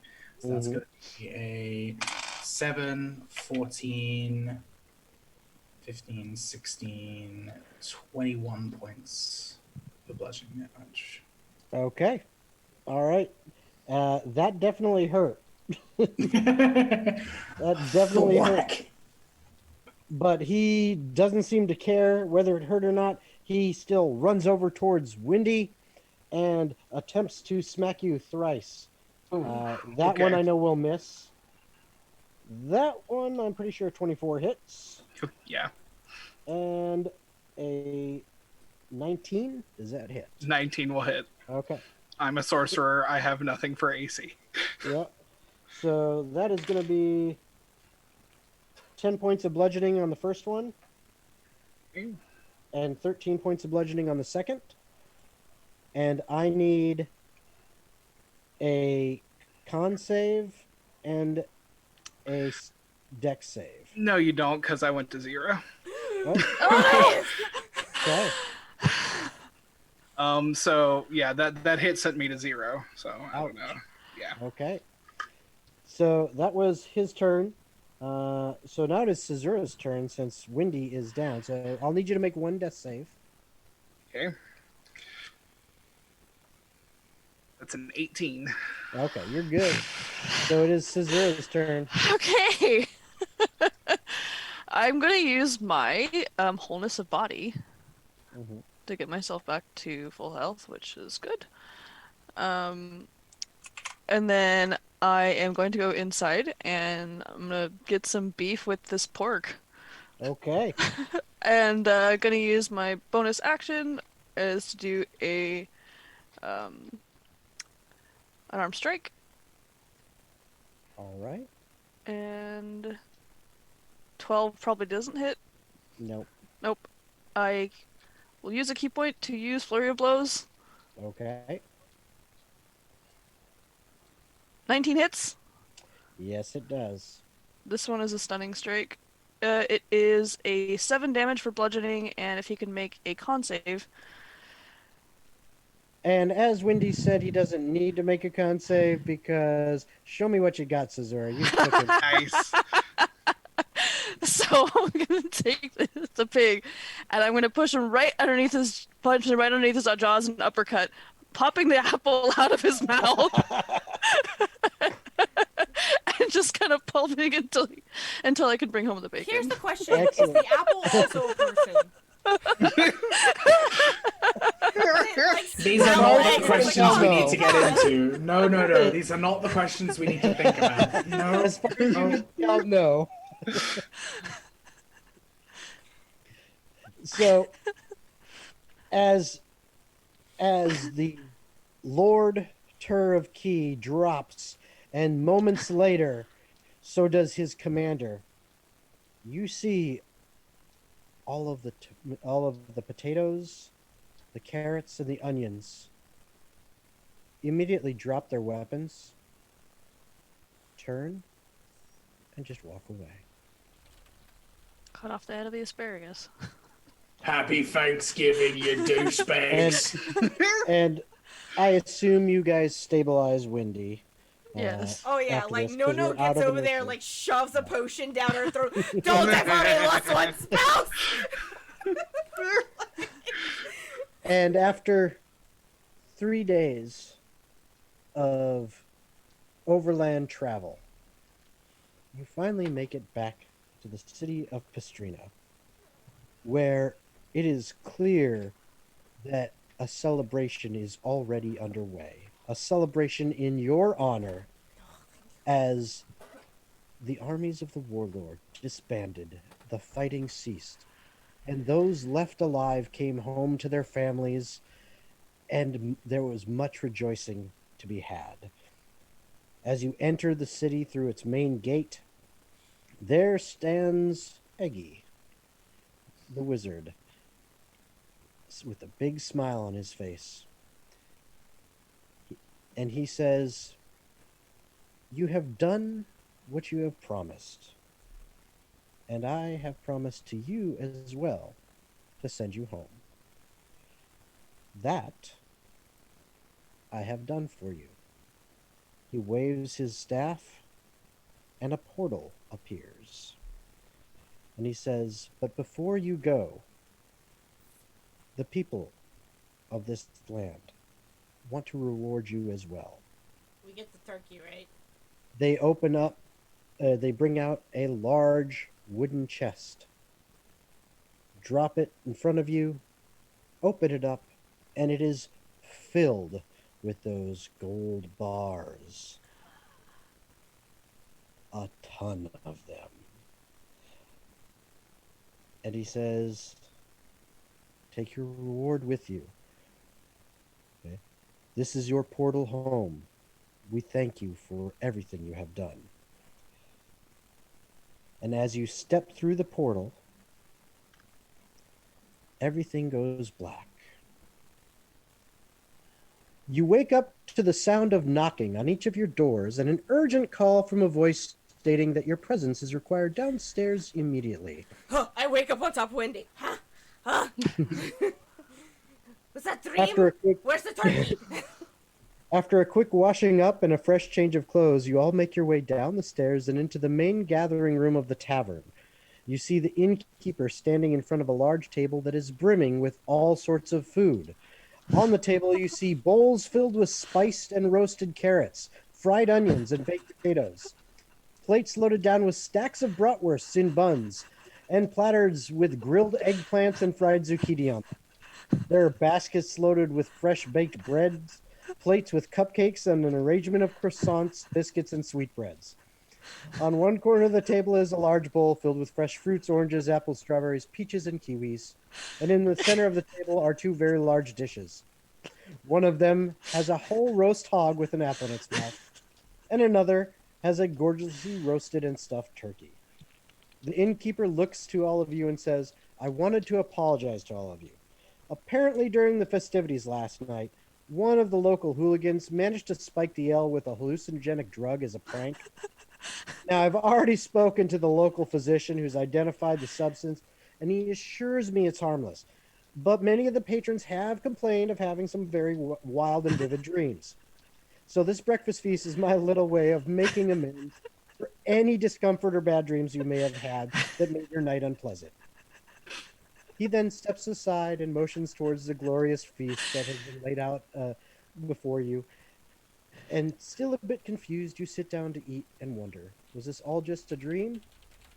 Perhaps it was. But you, Caesura, realize that you don't remember that large adorned chest being in your room when you went to sleep last night. But yet it was sitting there with all that gold. And that is the end of the game. Oh, amazing. That was amazing. Oh, So hungry. so hungry. All right, we're gonna get through these things. Okay, so hey everyone, thank you for coming and showing up. I really appreciate it. This has been a weekend, but it's also been a great night. Thank you, Jason, for this fantastic 5e adventure to wrap us up with everything. Hey, listen, if you haven't yet, just remember to donate to Extralife.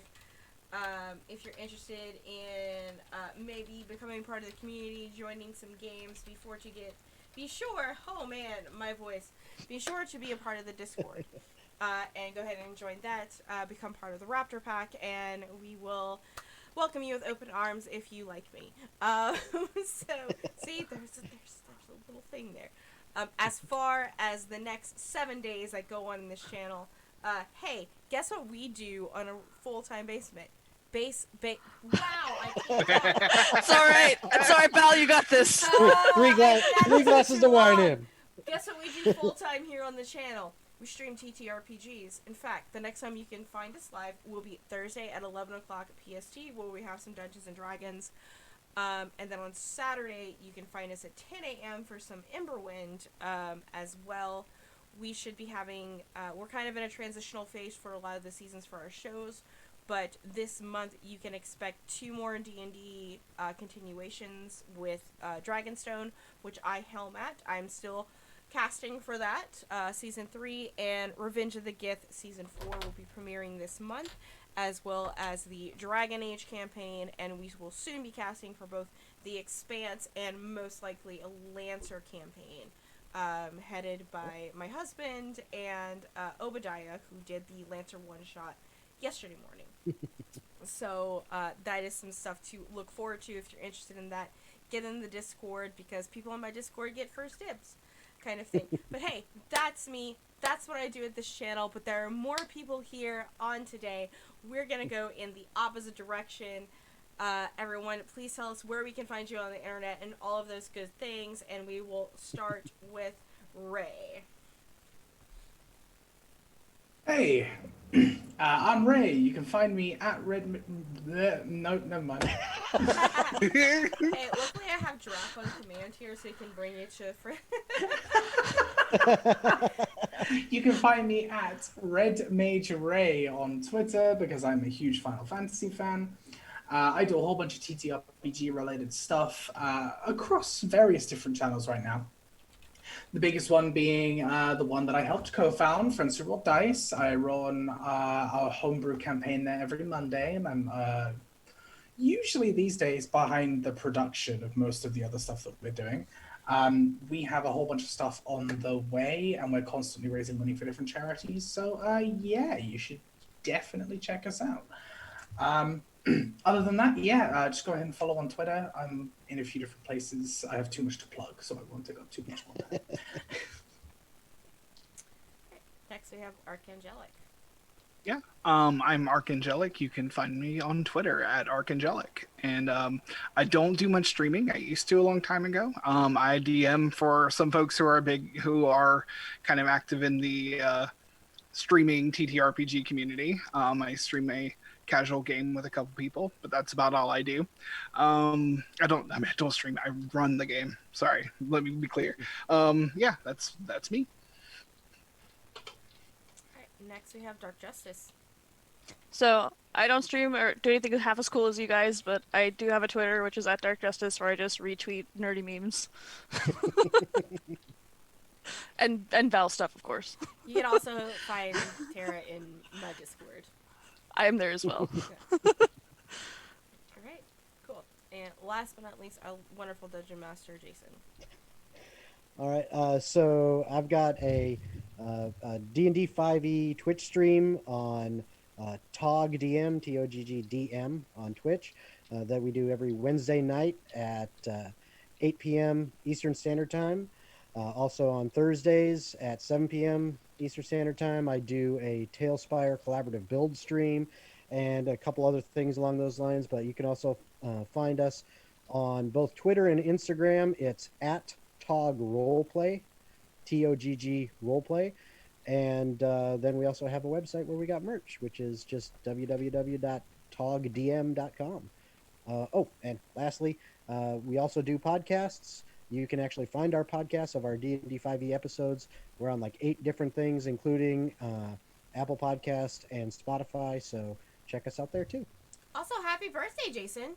Oh, thank you. Yay! We had 2 birthdays today. I would also, before we kind of like to sign off, I would like to give a big thanks to everyone who participated this week. It is the biggest weekend I've ever done Extralife, that I've ever produced for.